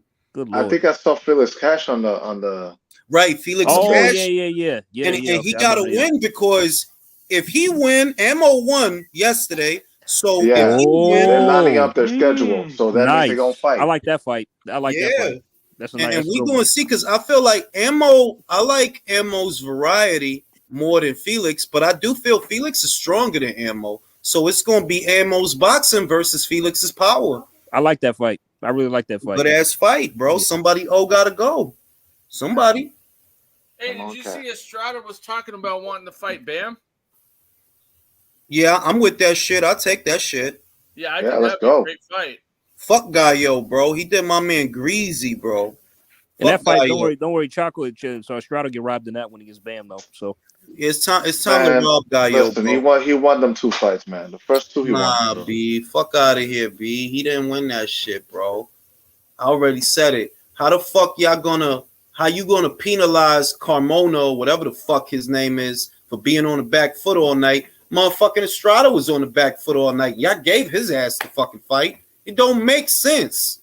I watched it again. I rewatched it. My score hasn't changed. 7-5. That's how I had it. I could see 7-5 or a draw, but I don't nah, fam. You spent the whole fight on your bike, and especially in the state of Texas and Arizona, being on your back foot normally, that shit costs you to fight, except if you're Gallo Estrada. And plus, like, honestly, it seemed to me like the only person who kind of like Willie wilted and got hurt in the fight was Gallo, not Chaco. Yeah, he looked marked up, man. But I'll give him credit for trying to, like, at least throw some, at least trying to leave out the pocket, unlike Carmona, who just like kind of pot shots and just circles around. Still, bro. Well, hey, at least one good thing, those other two fights that were earlier, man, they were great. Oh yeah, man, Velasquez, they shouldn't have matched. I said it yesterday, bro. They matched him way too tough, bro. Like, nah, son. He's 16-0, B. Pump the brakes. You got lost now. First time for everything, right? Mm-hmm. That was a good ass fight, though. It was a good ass fight. Might make him better going forward.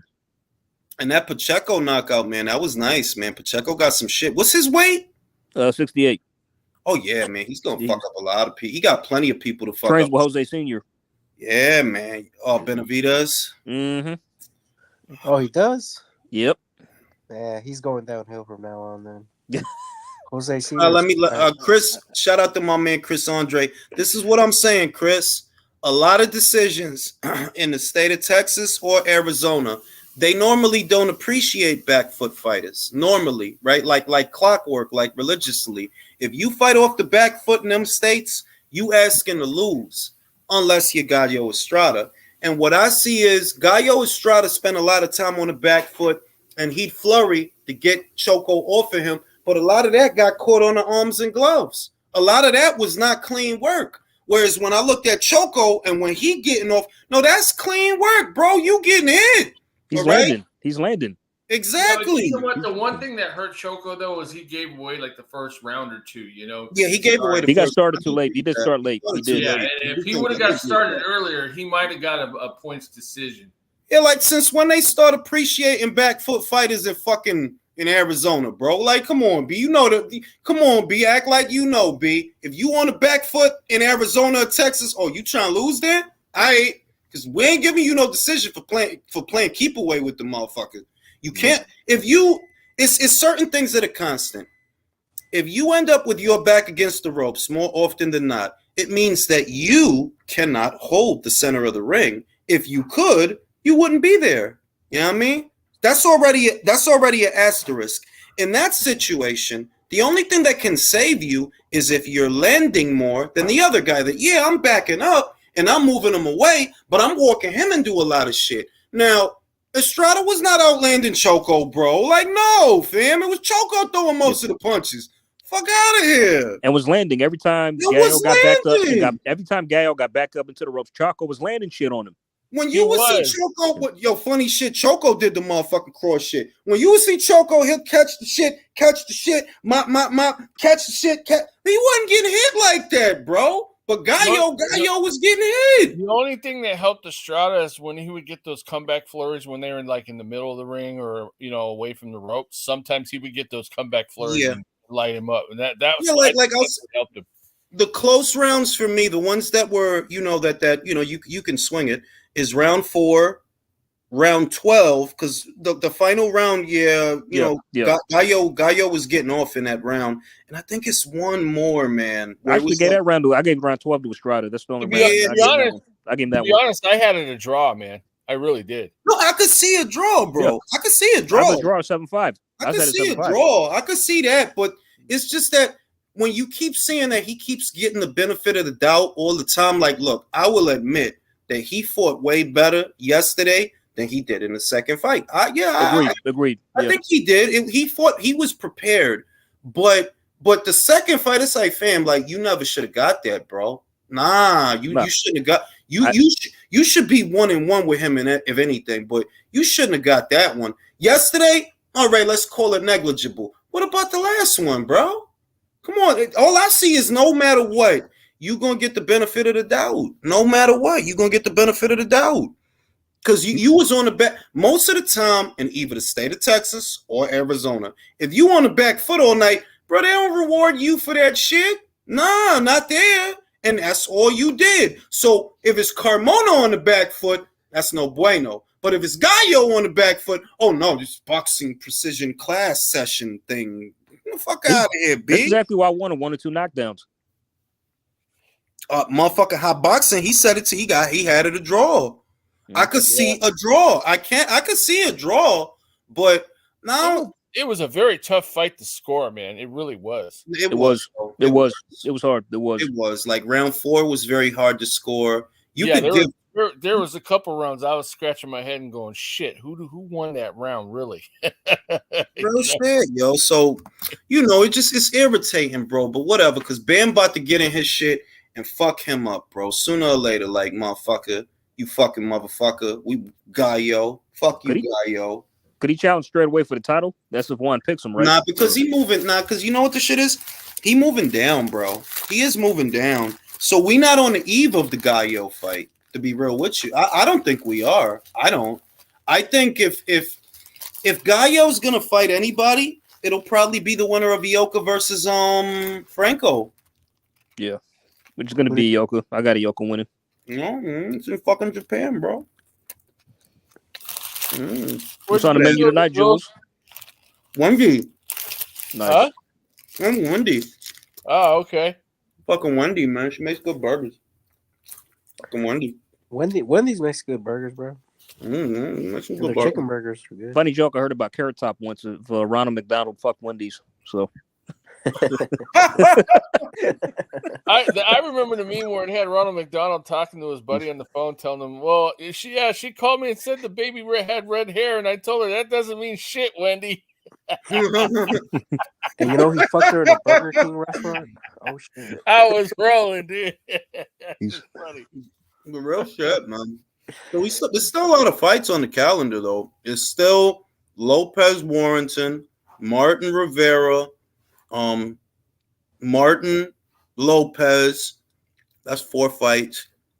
How will you be able to see the Ioka fight on Fight TV? No, I believe that the last time when I saw Kosei Tanaka versus Ioka, it was on Facebook Live.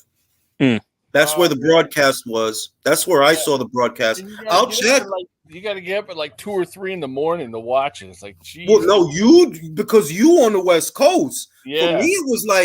For me, it was like I think 6 in the morning. I gotta be honest, I didn't make that, dude. I was asleep, man.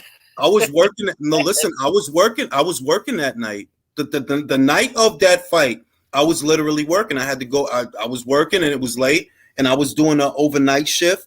And I watched the shit. It was, that was a great fight, by the way. And yeah, for me, because I'm on the East Coast. Now, if you on the West, yeah, you probably gonna have to get up at 2, bro. 2, 3, if you want to see that shit. This is 2 Inoue cards that I got to watch at work now. I had to watch the Donaire fight at work. Yeah, Inoue and Butler too, bro. Yeah, and I got to watch that. Rob will be at work for that one too. How soon is that coming up, man? Well, it's on Tuesday. Tuesday, bro. Oh shit! Well, Butler's gonna get splattered, man. Yeah, he's gonna get fucking annihilated, bro. It's gonna be. I just want to see the shit. Yeah. I just want to see that shit. I love watching a guy get the shit beat out of him really, really bad. Cyborg is fighting this weekend. Yeah, she fighting. Yeah. She fighting on Crawford undercard. Yeah, yes, on that card. No shit. So is she a pro boxer? Is she a pro boxer now? Or no? Yeah. She fighting, bro. Yeah.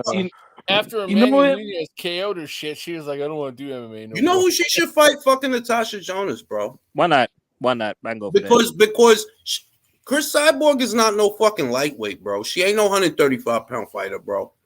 Is that what she fights? Because they was talking about a Katie Taylor fight, but it's like, fam, she's not a lightweight, bro. Like, come on, B. Go up there to 54 and fight Natasha Jonas, bro. Come on. Or Jessica. Jessica got belts. How old is Chris Cyborg? Chris Andre says, don't worry. Almost, ain't she? If you get up for a Nui Butler, you won't have to stay up too long before going back to bed. Yeah. Bro, that's true, though. Like, that's true.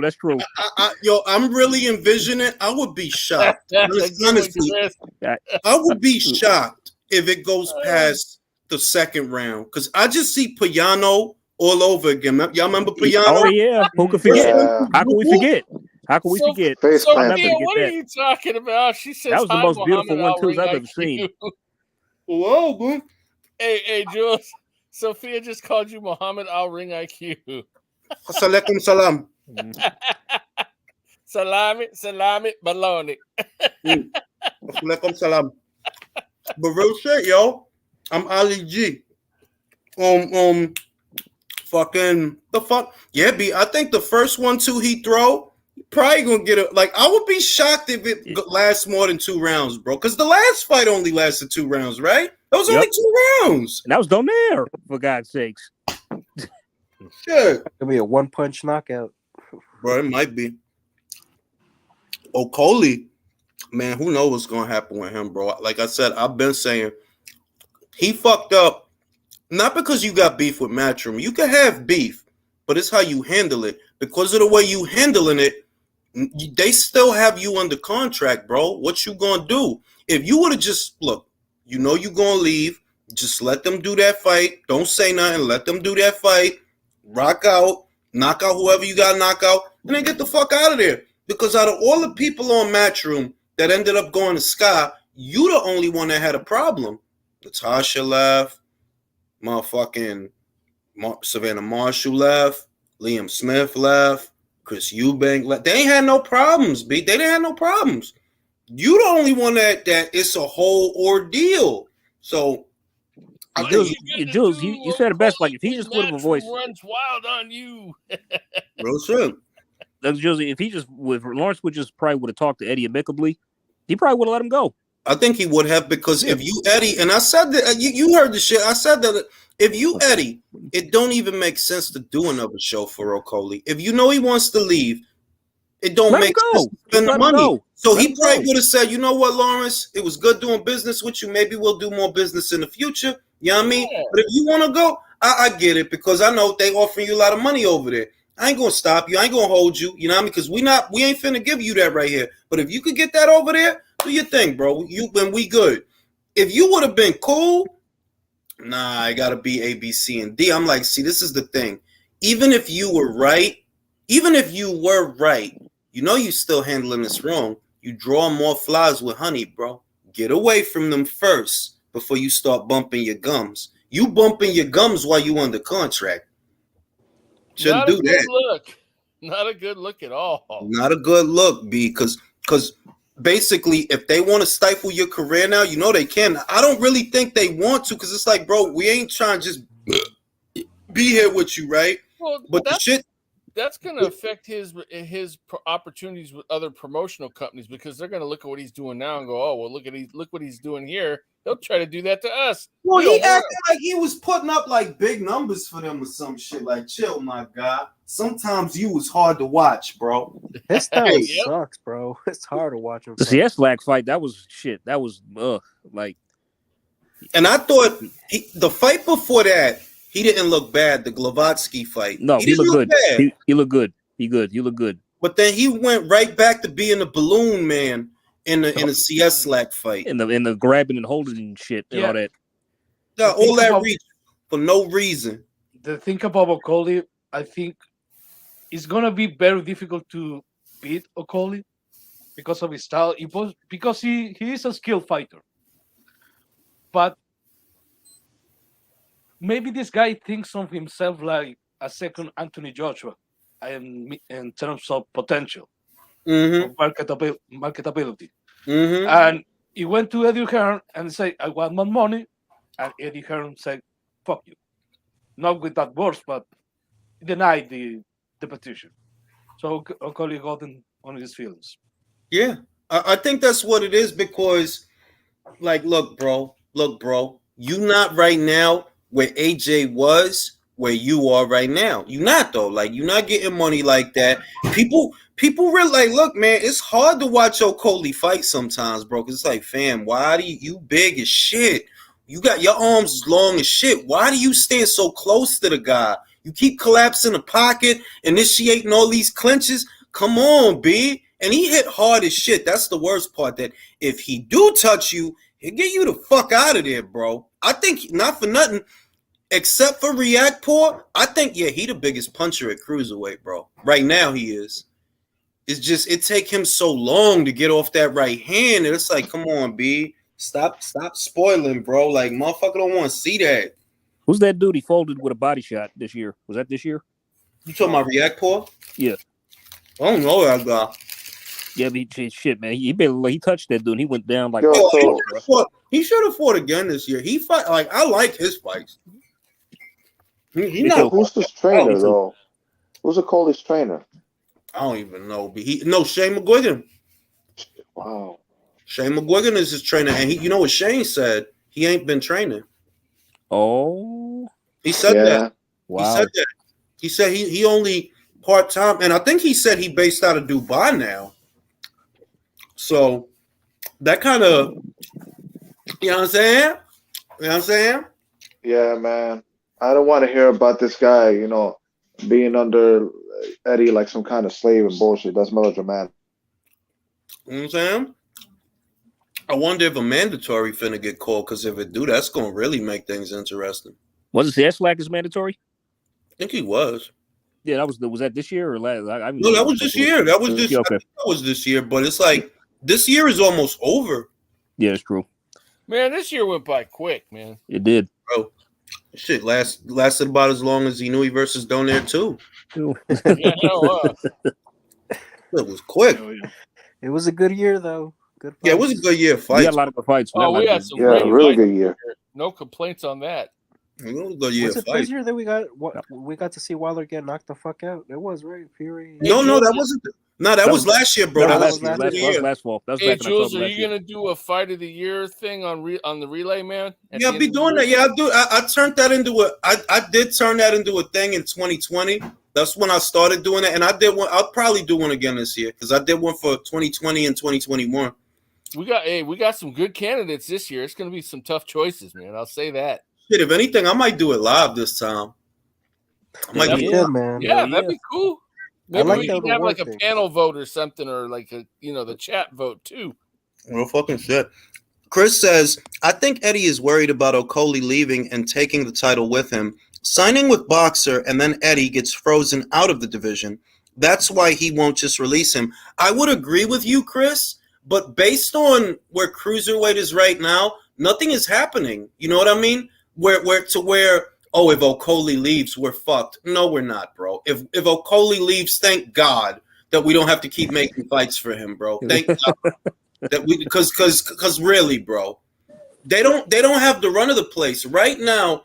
Cruiserweight is an open book, bro. It's an open book. You got a title in Australia, you got another one in the UK, one in the Democratic Republic of the Congo, and the other one is who's got the other one, man?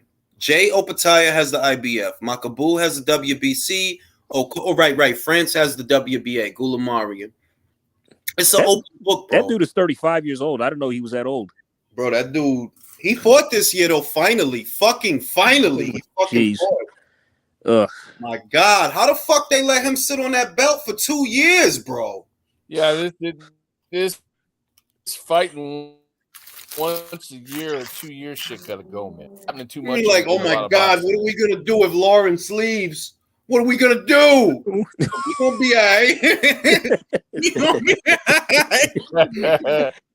right. Did anybody see Josh Kelly fight on Friday? I heard he looked good actually. Bro, he schooled the fuck out of Troy. He schooled the fuck out of Troy Williamson. That was a boxing limited, bro. That was a boxing fucking lesson. I thought Troy was going to win. I ain't going to front, but I thought Troy was going to win because Josh Kelly is like low key, like he type sucks. Nah. He scored the fuck out of Troy. That was hilarious. All right, motherfucker. Wait till he got to fight a Liam Smith though. No, I know. Matter of fact, wait till he got to fight a Curdled Milk, the Kurbanov guy. But Troy really showed his limits in that fight. He didn't know what the fuck to do. Damn near half most of the time. Nah. Yo, am I the only one that think Josh Kelly looked like Tom Cruise? That motherfucker look just like Tom Cruise, B. Nah, he does. He does look like Tom Cruise. A little, there's a slight resemblance. Hey, Jules, Liam Roscoe says David Naika is the one to watch at cruiserweight in the future. Who? David What's his name? Naika. Who? Nyika, Nyika. David Nyika is one to watch at cruiserweight in the future. I dig it. I might be butchering his name, man. I was too. I ain't going front. But like nothing's happened because like I don't see any of the champions unifying there at all. Yeah, like one. You know what the problem is with Makabu? You have to deal with Don King. Nobody wants to do that. No. J.O. Pataya was out because he had a broken jaw in 2 places. Mm-hmm. Okoli's career is in limbo because of the promotional situation. And Goulamarian is what the hell's going on with him? Who's his promoter or network? Yeah, I don't even know who the fuck promotes that dude, B. You know, I'm surprised Don King's old vampire ass is still around, man. I mean, jeez, that guy's Watch him and Bob Bear probably about to be alive for another 20 years. They got that Rachel Gould chamber, B. Y'all know that chamber? The Lazarus Pits. Yeah, For real, they got that shit, bro. Joe Julius, what is going to happen with Caroline's Dubois brother? I think they're going to make him fight Chisora, bro. I can see that. Look, somebody told me, somebody that knows a lot of shit told me the plan was for him to fight Valeen. And this was supposed to be a prelude to that. That's why he was in there with the Southpaw. This was supposed to be a prelude to an Otto Valeen fight. But if you frank and you seen that shit, are you still trying to do that fight, bro? If he goes in there with Valeen, Valeen's gonna KO him brutally, man. I'm telling you now. I don't care what power he has. That dude, he went down on his own. For real. And by the way, you got a bot in the chat. Yeah, I just seen that shit.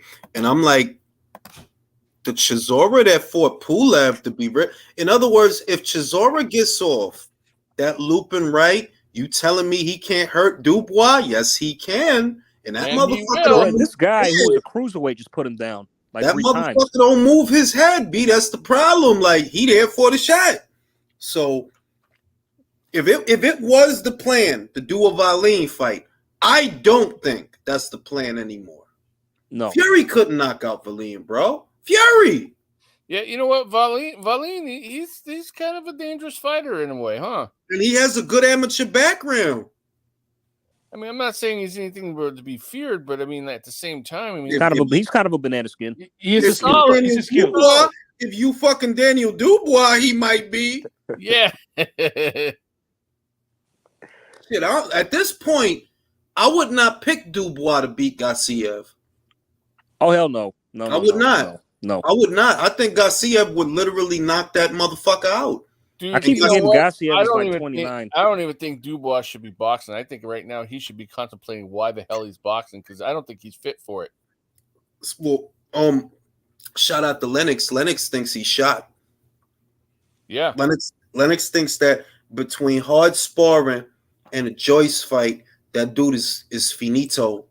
He finito. I can't say I disagree, man. I really think it looks like he is. I mean, Joyce might have did a number on him. Look how bad he looked in this last fight, man. I mean, Joyce fucked him up, man. He really did fuck him up too.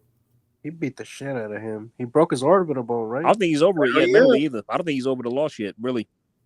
No, because Lennox made an interesting point. It was on Twitter though. And he said that if you pay attention to how Daniel's punching, he's pulling his punches. He's not like really stepping into those shots and really getting a hand out there. He's pulling them because he wants to hurry up and get the hand back to protect his face. They're like, yo, the dude is fighting nervous. And I watched the fight earlier today before I did the recap. I was like, yeah, he is throwing that way. Like he's really not, unless he already he's not fully committing. He's not committing. Like unless he already has the guy hurt. He not throwing with conviction. Like once he has the guy hurt, yeah, he go in. But that's everybody basically. Like yeah, once you got the guy hurt, yeah, so, yeah. I don't know, man. Like, and Derek was on his fuck the zone shit. Remember before the fight, he's like fuck the zone, this and that. So and he's saying he not going to retire. So maybe we get Chisora versus Dubois. I mean, that really would be the only fight left for him, don't you think? The Dubois fight. Really? What else would he do? I think Chisora knocks him out, though, dude. I'm telling you, probably go out on a W. Probably Chisora can't beat nobody in the upper echelon right now. Nah, he can't. And we know Daniel can't. He get damn near knocked out by a cruiserweight. So they might as well just fight each other, and winner gets a steak dinner. Wow. I didn't know Loreno was a cruiserweight though. He was. Oh, that dude's a cruiserweight, bro. Fuck. Damn. Shit, I thought I was watching Corey Saunders again, bro. No, because it was the same thing, country. Short, stumpy guy from South Africa who's a southpaw. It's Corey Saunders, bro. Yeah. I remember the Corey Sanders fight, man. He jacked Klitschko up, man. For real, yo. Shit, I wish he would have knocked out Dubois. That shit would have been funny. Yeah, we needed an upset for real. That Not just because of all the Frank Warren bullshit. You know what I mean? Yeah, just to stick with the Frank. That's what it was about for me, because it was like, oh, when Fury knocked out White, motherfuckers was hating. I ain't see y'all motherfuckers when Parker quit. He fucking quit, bro. Frank's boy quit. John Ryder, the Rough Rider, yo. You know, honestly, I'm surprised that the way Parker looked before. I'm surprised he quit, man. That makes yo, bro, and you know that I was giving Parker the benefit of the doubt. I picked him to win. I was shocked. Like, fam, like, why are you backing up, bro? You big as shit. One thing that came to mind after that was like, Demetrius, you fucked up, bro. You really should. You should have just, man. Going to the PBC, man. IQ. You know he's gonna. Who's gonna fight or no? Or who? They told me who actually. I think it's Vaughn. Vaughn who? The Vaughn Alexander or something. Vaughn Alexander. And it's supposed to be on the undercard of Davis versus Garcia, Hector Garcia. Oh shit! Okay, that's what I was. That's what I was told. Sources. So we'll be back in January then. In other words, sources. Nice. After a year of inactivity. Sources. Julius, I have this is a difficult question to make, but asking. I have to make this question because it's a way that the channel can cover all the bases. We were complaining about for a long time about Tyson Fury having a Chisora fight on pay-per-view. That was the main argument because it was a keep busy fight, right? Mm-hmm. How is it different to Terence Crawford having a David Avanesyan fight on pay-per-view? Because Tyson Fury is not being frozen out of his division. Tyson Fury is willfully fighting somebody that don't belong in the same ring with him, even though he has options like Martin Bakoli and Michael Hunter. Whereas Terence does not have those options. Speaking of that fight, do y'all see that David lasting a while, or does Terence forget about early? I believe Terence is going to carry him until probably 7th, 8th round because he needs the rounds. He's going to carry him. He's not. I don't believe Terence is looking for a first round knockout. I believe he knows I ain't fought. If he want to go in and kill him, he could do that. But I believe he wants the rounds, so he's gonna get the rounds. He'll probably carry him.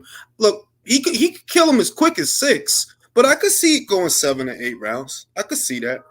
Yeah, David, he'll give him good work while he's in there. Oh, right. Vaughn Alexander's fighting Billy. You're right. My fault. But that's what I was told, that Demetrius is going to the PBC. He's going to be on the undercard of Gervonta Davis's next fight. If the intel checks out, then it checks out. But that's what I was told. And that's the only time he's going to fight that year. Probably.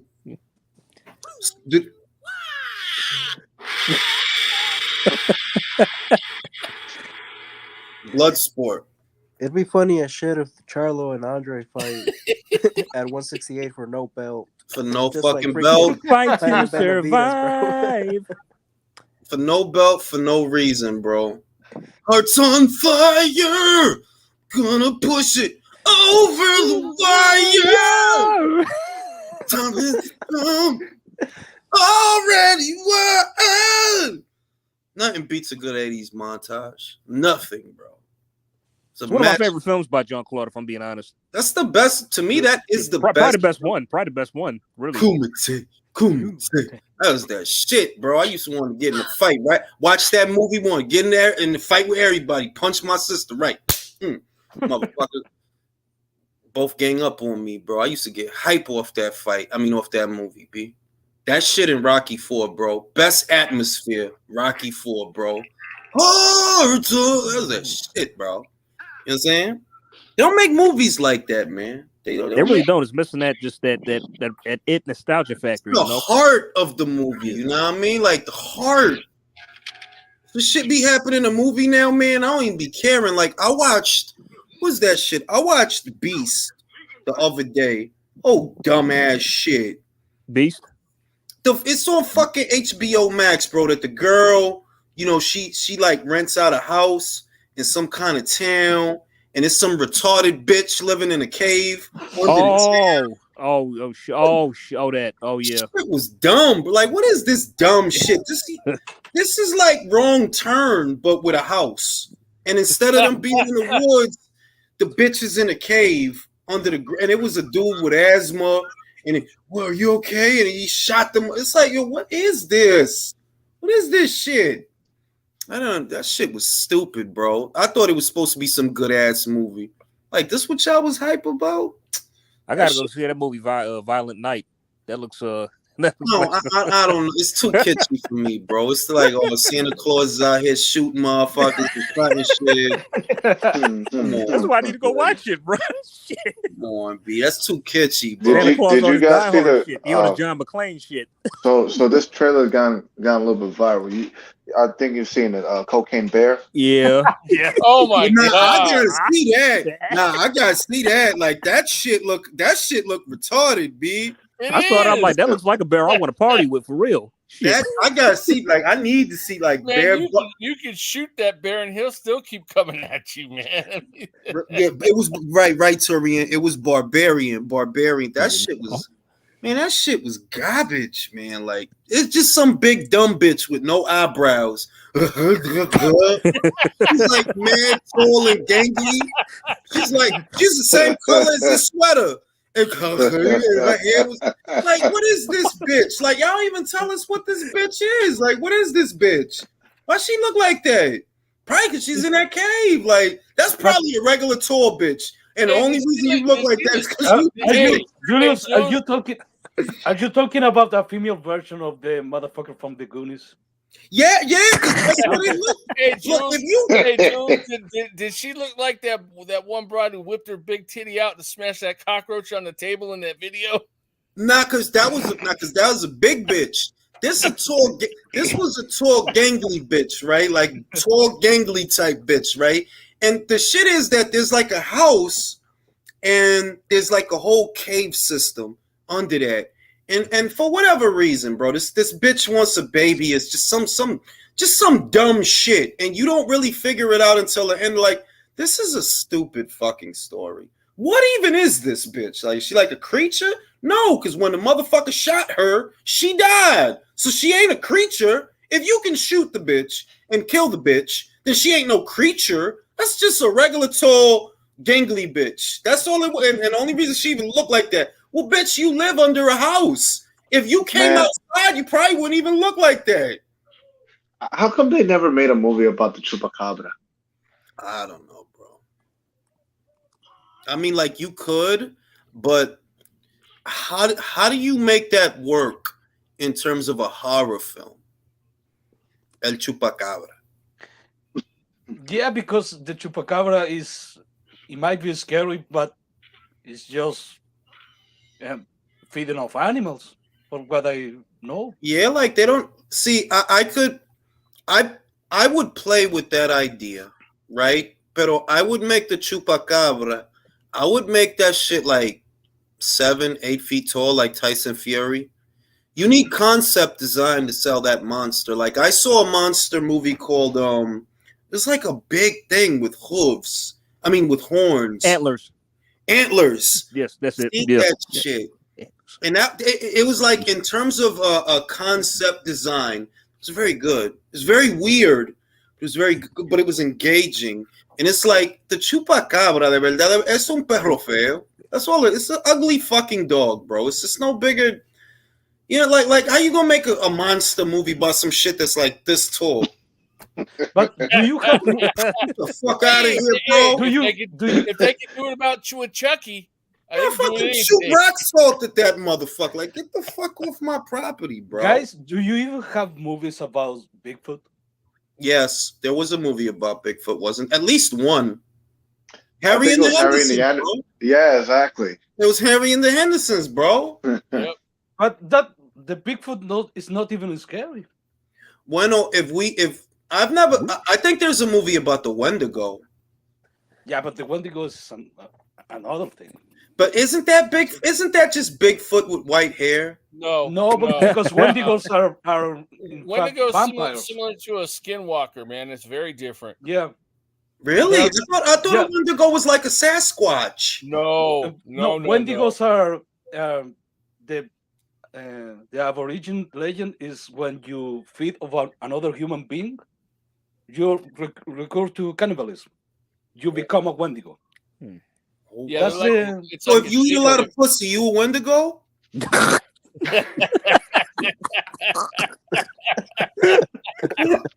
Because that's another human being. Oh, like you might be on something.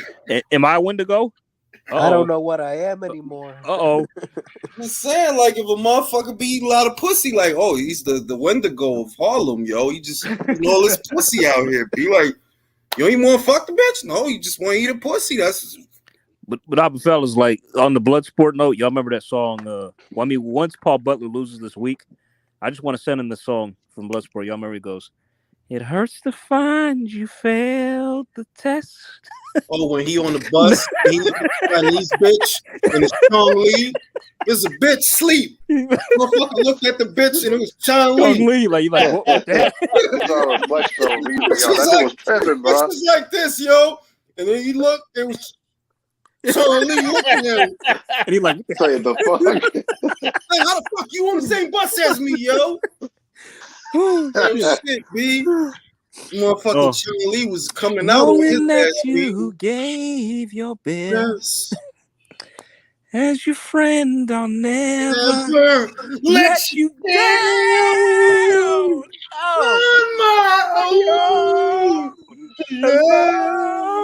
tonight. That was that shit, yo, motherfucker. That was that shit, yo.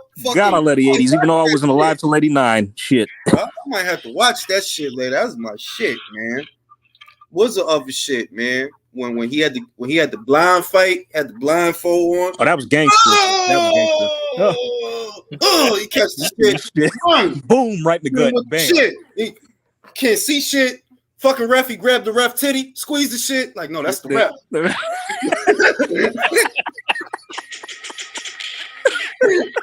Watch the scene, B. He go squeeze the shit. He squeezed the shit like, oh no, that's the ref. Chong Lee don't got a shirt. You know what I'm saying? Chong Lee like, oh shit. This motherfucker, he can see me. I'm sorry, John Club at his accent talking like, Frank, I don't want to see you get hurt. Then don't watch. Then don't watch. Janet, stop this. Sound like he's about to take You're not even trying to understand what this means to us. Trying to understand what this means to us. What's there about to understand about it? Bitch, guys, you want to squeeze each other's dicks.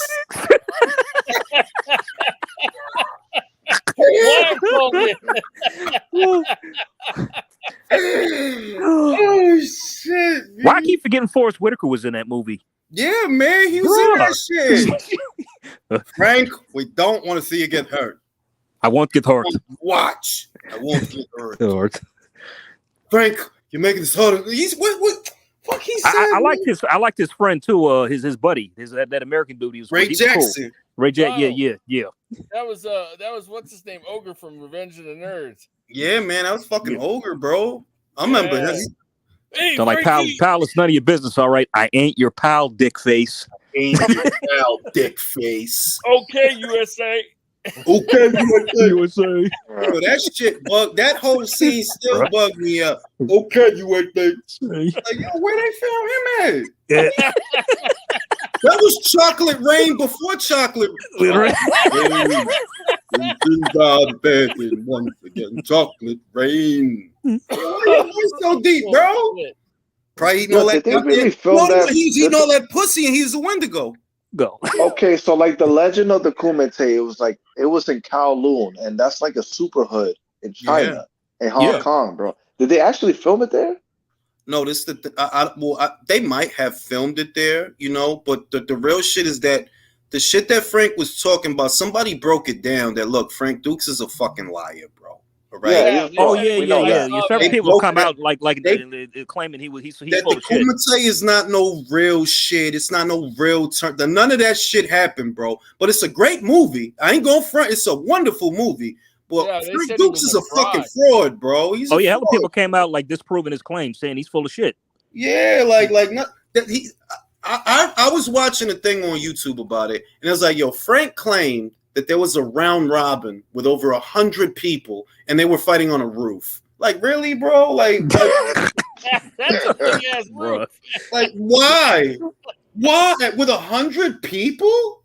Come on, B. Like, come on, you know what I'm saying? Come on, B. Come on, Frank. Cut the shit, bro.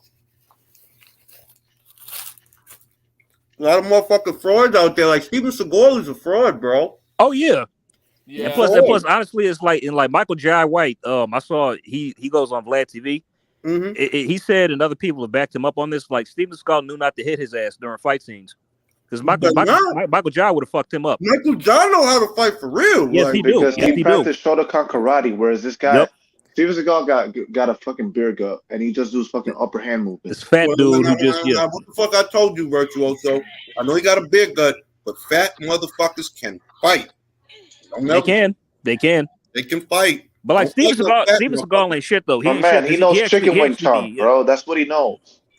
Real shit, yo. Steven Seagal, he ain't shit though. He actually be fucking people up during fight scenes and hitting stuntmen. Like he actually do be hurting them. I saw that Vlad TV. He's like, yo, see, Steven was. I remember him saying that Steven was basically an asshole. Yeah, he do that shit, and he's like, look, he just knew not to hit me. I remember that. I remember that shit. He did say that. It's like, knew not to hit me. Like, don't hit me. Plus, John Leguizamo's on record saying he actually assaulted him on the set of Executive Decision. Cause like he all right, John Leguizamo told it like this, like we was doing rehearsals, right? They're like Steven Seagal just comes in out of nowhere and says like, I am law, you are all under my command, and you have to do it. And then John Leguizamo just busted out laughing, and Steven Seagal just like flung his ass into the wall, like kung fu style, like out of nowhere. And like just randomly assaulted his ass. Yeah, but that's a random Ecuadorian dude, be like I mean, random Ecuadorian dude. Like, yeah, you gonna do that to John Leguizamo. You gonna really impress me. You gonna really impress. Do that to Wesley, bro. I bet you don't. I bet you don't. Nope. Hell no. Hell no. That's funny though, because like that, I was wondering why they cut him out the fucking movie that early. That's probably why. That's probably why. John getting on my nerves, bro, because you came up playing anything but an Ecuadorian so that you could fucking get mad when James Franco plays a Cuban. Get the fuck out my face. You played an Italian in Super Mario Bros. What an Italian? You came up playing everything but what you are. You were Ecuadorian or some shit, right? So how come you get to be all this different shit and little old James Franco can't be from Cuba? Fuck out my face, B. Matter of fact, he's a violent night. I hope Santa Claus killed his ass.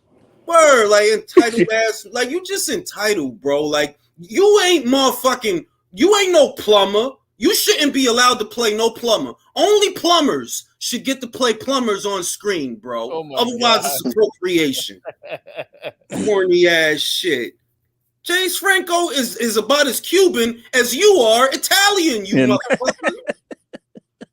Oh, stupid ass shit. I got so mad off of that. Like, bro, if you don't get the fuck out of here with this crying ass shit, when the fuck have you ever played an Ecuadorian on screen? Question: who's faker, Steven Seagal or Rob what's his name, Van Damme? Bro, Steven. Rob Van Dam is literally pretending to be somebody's brother, fam. Don't that speak for itself? You ain't related to Jean-Claude, bro. Is that why he uses the name? I meant Jean-Claude. I said Rob, but I meant Jean-Claude. Oh, nah. Van Dam has a real Van Dam, like he's got a real kickboxing record. He has he has a real kickboxing record. Like he actually competed. He has a lot of wins. He beat a lot of guys. Yeah, like that's not saying that he ain't John Wayne Parr, but you know, like he ain't for real like somebody like that. But you know, yeah, he got some squabbles. You know what I mean? He got some squabbles. Like motherfucking Seagal is fraudulent, bro. Like I used to wonder, and I watched some shit on it. Like if Aikido is really that shit, even though I just wondered how practical it was. No, dude, I watch videos on that shit, man. Aikido gets smashed going up against other styles all the time. And that's what I was wondering. Like if Aikido is really that shit, how come you never see that shit in MMA? And it's because, look, in MMA, they strip away all the bullshit that really don't fucking work, and they just focus on the shit that work. And you know what the shit that works is? It's the basic shit. Wrestling, that works. Judo, that works. Boxing, that works. And kickboxing, that works.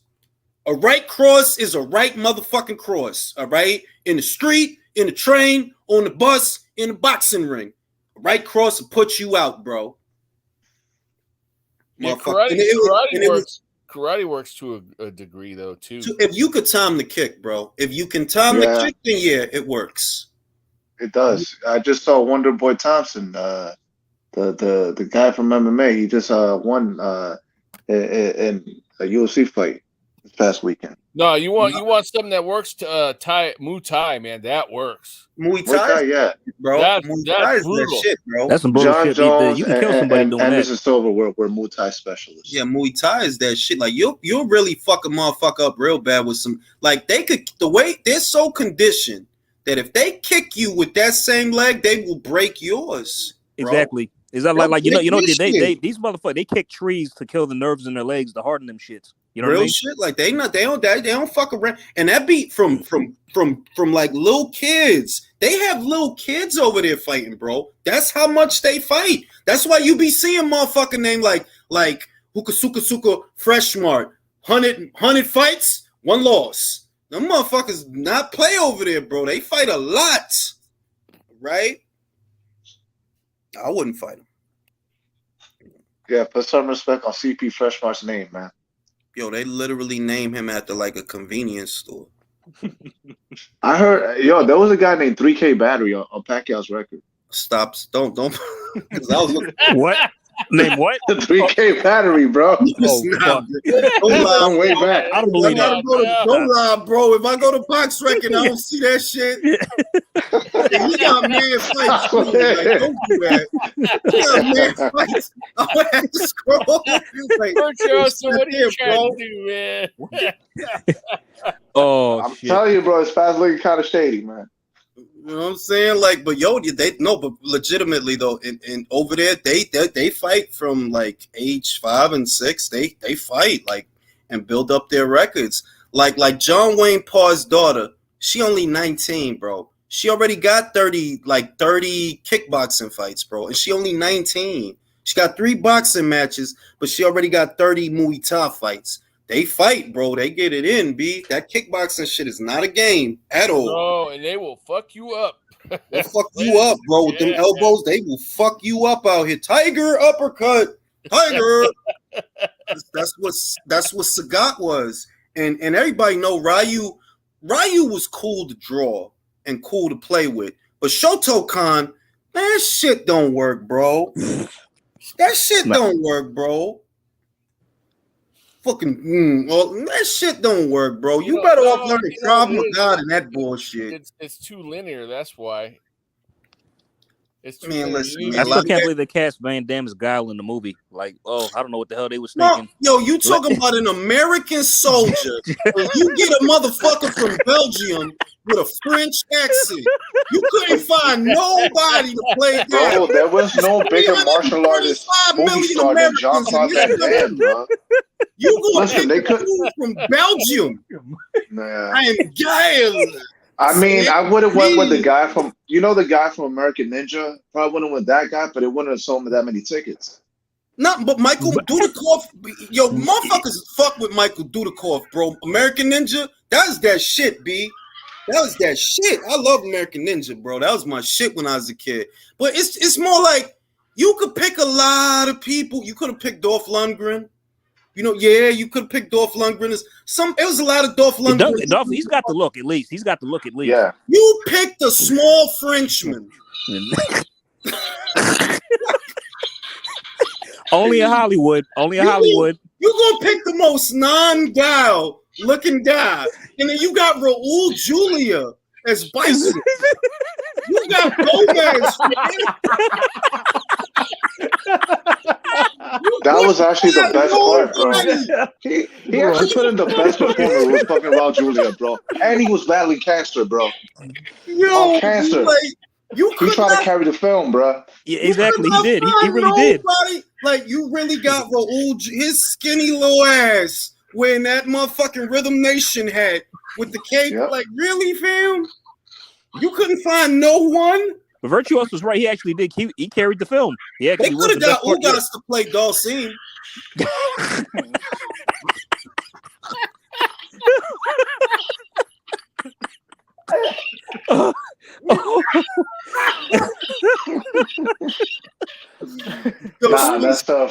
That's Fedora, bro. Fedora is Dulcine. Y'all know Van Dam. Y'all know Van Dam. Charles Martin could be DJ. Y'all remember DJ? Y'all remember DJ? Y'all remember DJ? Yeah. Charles Martin could be DJ. Spence could be on Bullrog. Danny Garcia could be Vega. I was just about to say that. I was just about to say that. He wear that. He used to wear the Vega mask. Harold can be Blanca. Mm-hmm. And Ebony Bridges could be Cammy. Yeah. Ebony could be Cammy. Motherfucking who gonna be Blanca? Keith Thurman. Yeah. Charlo. Man, I thought Chris Cyborg could be Blanca because she's from Brazil. Nah, Keith Thurman got the Blanca hairline. It's only growing in the back. No, but who's gonna be Chun-Li? Alicia Baumgartner, make her black. I don't care. She's already part Korean, isn't she? So. Well, yeah, you know what? And she got the legs for it. Jose Benavidez gonna be Saget.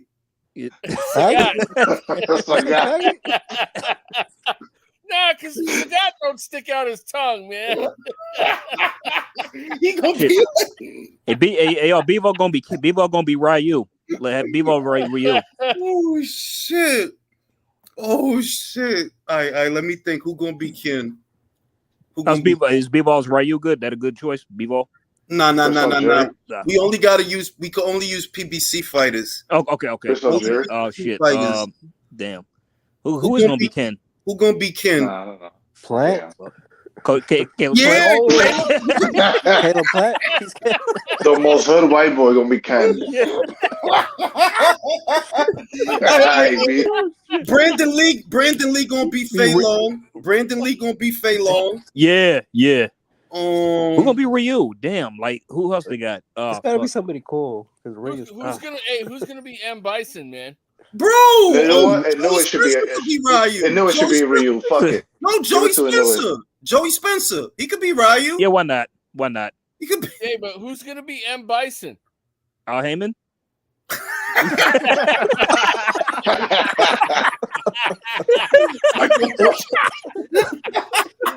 Dr. Crusher. Like you go to the ATM, you try to make a withdrawal. Here come Al Heyman, Psycho Crusher.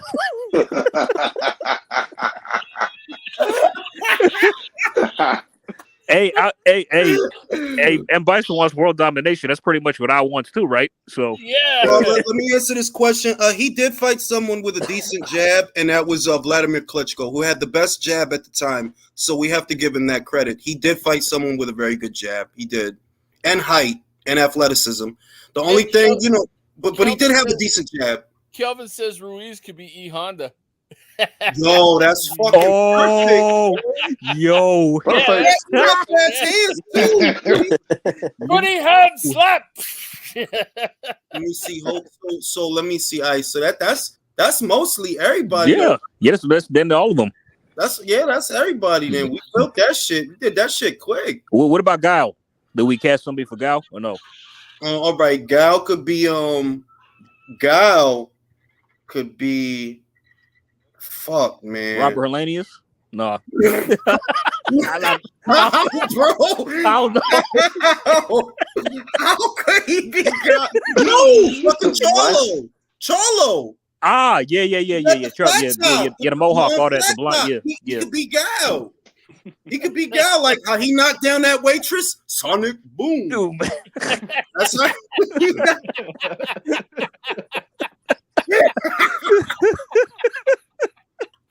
Sonic boom. Oh shit. But that's some real shit though. Did y'all know Jean-Claude tapped Kylie Minogue on set? He did? Oh yeah. Hell yeah, he did. He admitted. He's old as shit though. No, I mean on set when the movie was being filmed back in the 90s. Really? Oh, some prominent. Yeah, they had a relationship, they man. had an Bro, affair on set. They had an affair. Yeah. Oh, that's what's up. Shit, get that shit, John. Fuck that shit. On coke. I feel like we forgetting somebody, bro. We forgetting somebody. We did Ken. We did Ryu.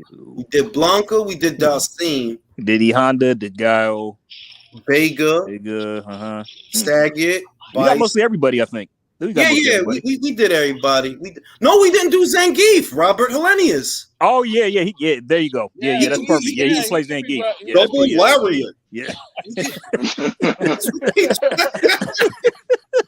With the way he's throwing them wide punches, yeah. Now we did Blanca. Juggernaut. Blanca's Keith Thurman. Don't duck me, son. Don't duck me, son. Like, that's when the electric shit come out of him. Because the front of his head don't grow, only the back. He Blanca. He Blanca. Who else? Did we miss anybody? Did DJ because he can't get $10 million. Yeah. Like DJ is Charles Martin. Nighthawk, right? The Indian guy was his name. Nighthawk. Yeah, T-Hawk. Yeah. T-Hawk. Oh yeah, T-Hawk. Yeah. That could be Mario Barrios. Yeah, why not? Yeah. That could be Mario Barrios. Who gonna be Javante Davis then? Who's Dalcine? That's Ugas. Ugas, yeah. Okay. Uga Flame. Ugas Fire. Uga Flame. I would have went with Fandora because of long arms, but I think but for real though, the Balrog, who was supposed to be M. Bison, right? Because of a dispute between Mike Tyson. He was supposed to be Mike Tyson. Yeah. M. Bison. Hey, basically it says Makhmadov could be Zangief. Nah, because it could only be PBC fighters. We only doing it with PBC fighters. If we gonna go for real, I agree. B-Ball should be Ryu, right? B-Ball should be Ryu. Yes. Vosdick should be Ken. Yeah. Vosdick should be Ken. Motherfucking. Nah, if I'm gonna be like pick a boxer to pay right, it would be Ryota Murata. Yeah, you right. Yo, who playing Street Fighter? Fucking asshole. I'll tell y'all something. Like they had an animated movie that came out there. Yeah, that was better than the '94 one. Look, Yun-Mi Choi could be Chun-Li. Chun-Li, yep. She was by right? So last year. Shannon Courtenay could be Cammy. She could be Cammy. Ebony Bridges could be Cammy. Hey, Danny Not because he's from Australia, bro. Cammy was from the UK. Okay, yeah. Danny Lopez says PBC doesn't have girls, though. That's all right. We can throw a wig on somebody. fucking I. So we've recasting. Who gonna be Zangief? Alan Babich could be Zangief. Yes. Alan Babich. Motherfucking. Who gonna be Saget? So Fabio Wardley could be Saget. Why not? Yeah. Nah, you know what? Give it to Ugas because he got one eye now. That's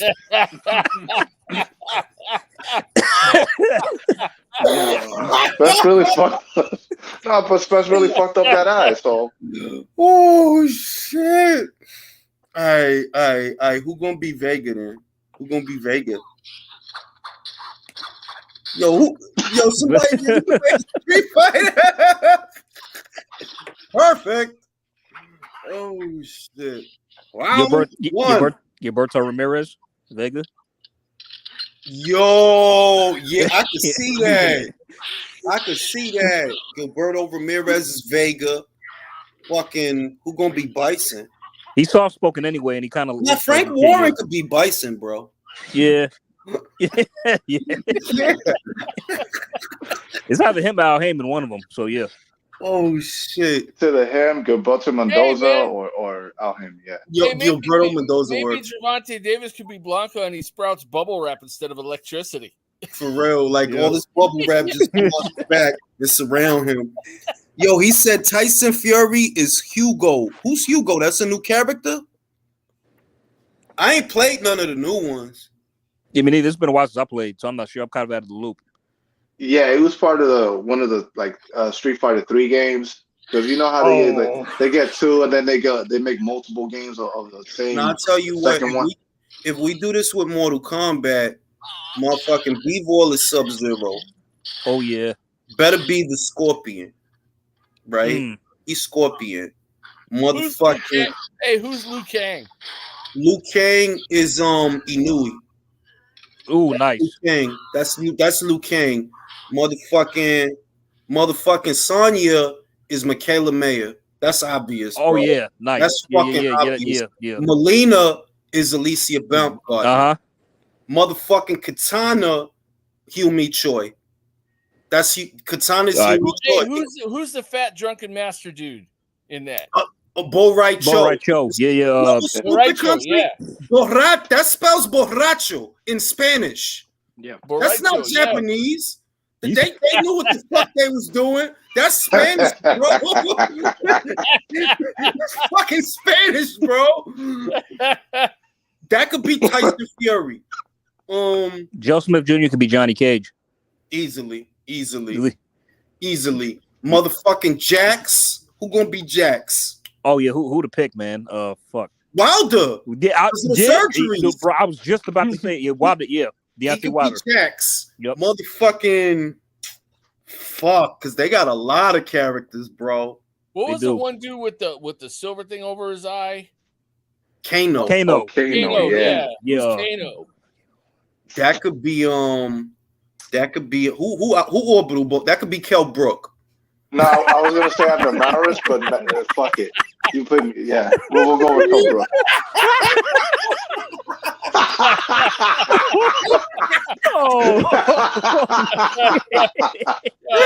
Kell Brook, no.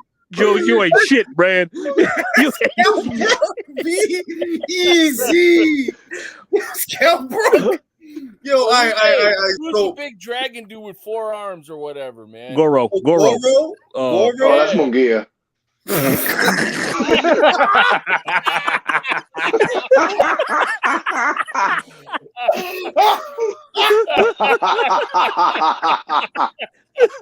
Oh shit!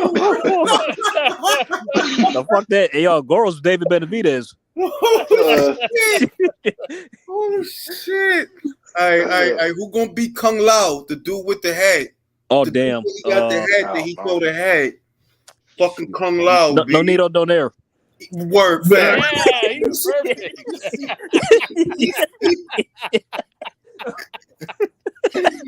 Who gonna be Antonio Margarito with Shang Tsung?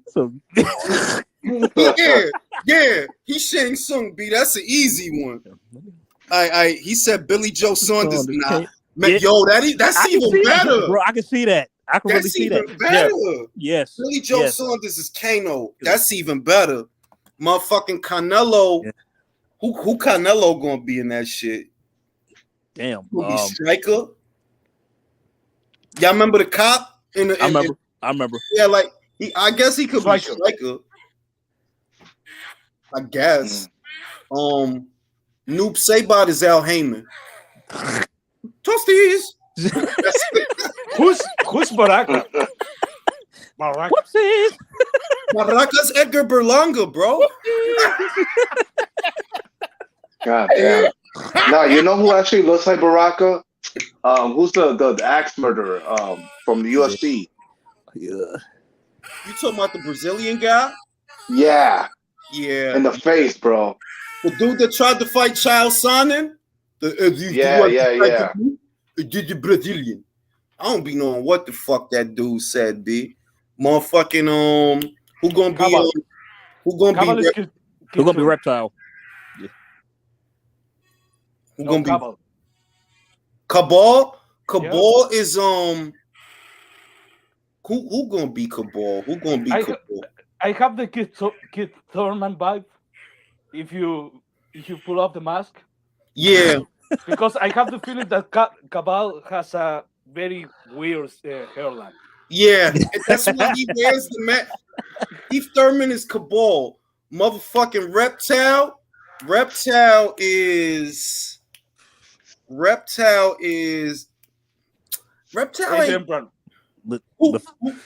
fellas, right quick. Side note, like the '95 movie, when he showed up and the narrator went reptile and just kicked Liu Kang through the wall. That was the best scene in the movie. I don't give a shit what anybody says. Look, man, I really like the new one, and motherfuckers. I said it before. I'll say it again. I liked it. The fight scenes was good. I admit it was a little corny with the family thing, but I because I'm a dad, I liked it personally. Yeah, I hope they do another one. I liked it, bro. I don't give a shit. It was good to me. You know what I mean? That she killed Kano, got the powers. That shit was dope, B. I liked it. I don't give a shit. And then Jax, he had to pick up the rock to save Sony. That shit was dope. I liked it. I don't give a shit. I don't know why motherfuckers was complaining. I liked it. Yeah, B, that's everybody, yo. No, we forget What about Rain? What about Rain? No. Rain? That's Prince.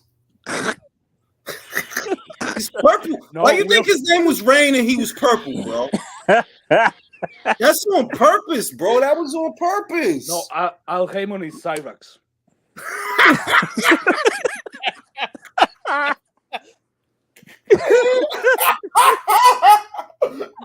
Yeah, you know what's crazy? That shit works, bro. Yeah, he's Cyrax, bro. He's Cyrax. No, Eddie Hearn is Ray. Yo, why does that fit? Why does that fit? He could either be Rain or Ermac. He could be Rain or Ermac. He's Ermac. Shout out to my man Boxing Wave. Appreciate that, bro. Appreciate that, bro. You had to do that, but you did it.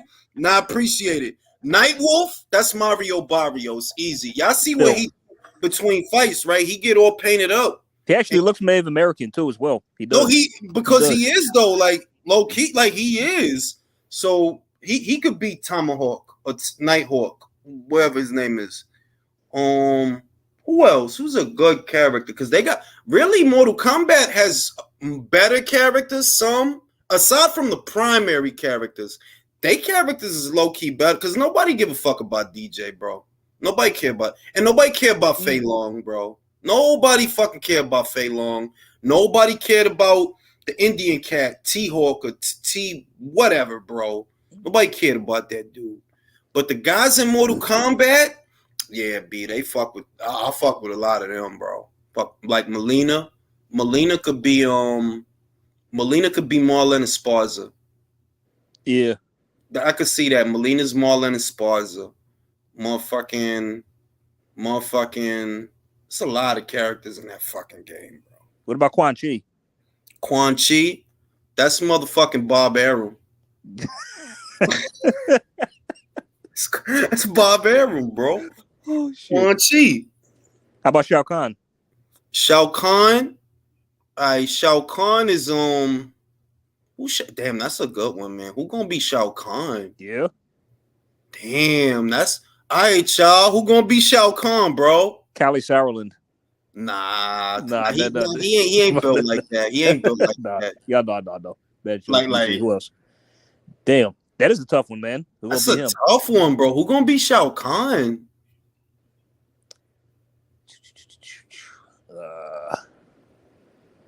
I say, damn. I'm trying to think of a heavyweight that's like, super big, like big and who could. Joe Joyce? Nah. Nah. I mean, I could. No, you know what? You hit it. If anybody gonna be Shao Kahn, it would be Joe. More, I mean, like, yeah, he big. Yeah, because like he come forward and like shine caught with that charge of his, in the games.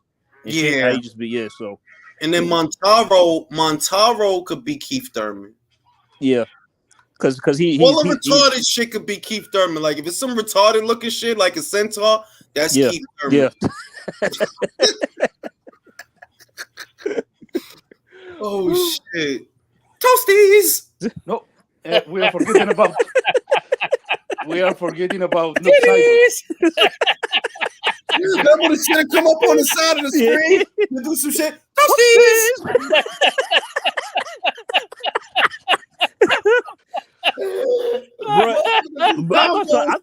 I thought I thought something was wrong. I thought something was wrong with the game when that shit was happening. It's like, why would you I do really that? didn't know what the fuck that shit was, B. Like who is that? That- The motherfucker just come out on the side of the screen. Toasties. No, I got it. Noob Saibot is Daniel Kinnahan.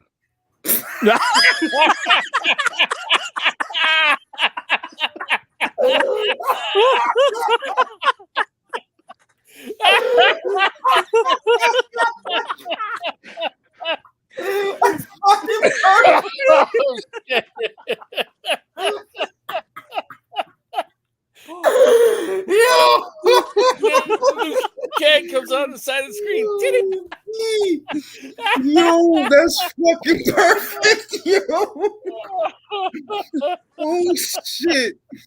All right, man. On that note, it's time to call it a night, B. Oh shit! Already? Good talks, y'all. Good talks. I will be going live. I still haven't decided, man, because I really want to support Crawford, but Julius, just do it. I'm going to. We all need to. I man. want to, but it's that I know I'm not going to watch it. That's the problem. I'm gonna be watching both at the same time. I don't care. Yeah, I guess, bro.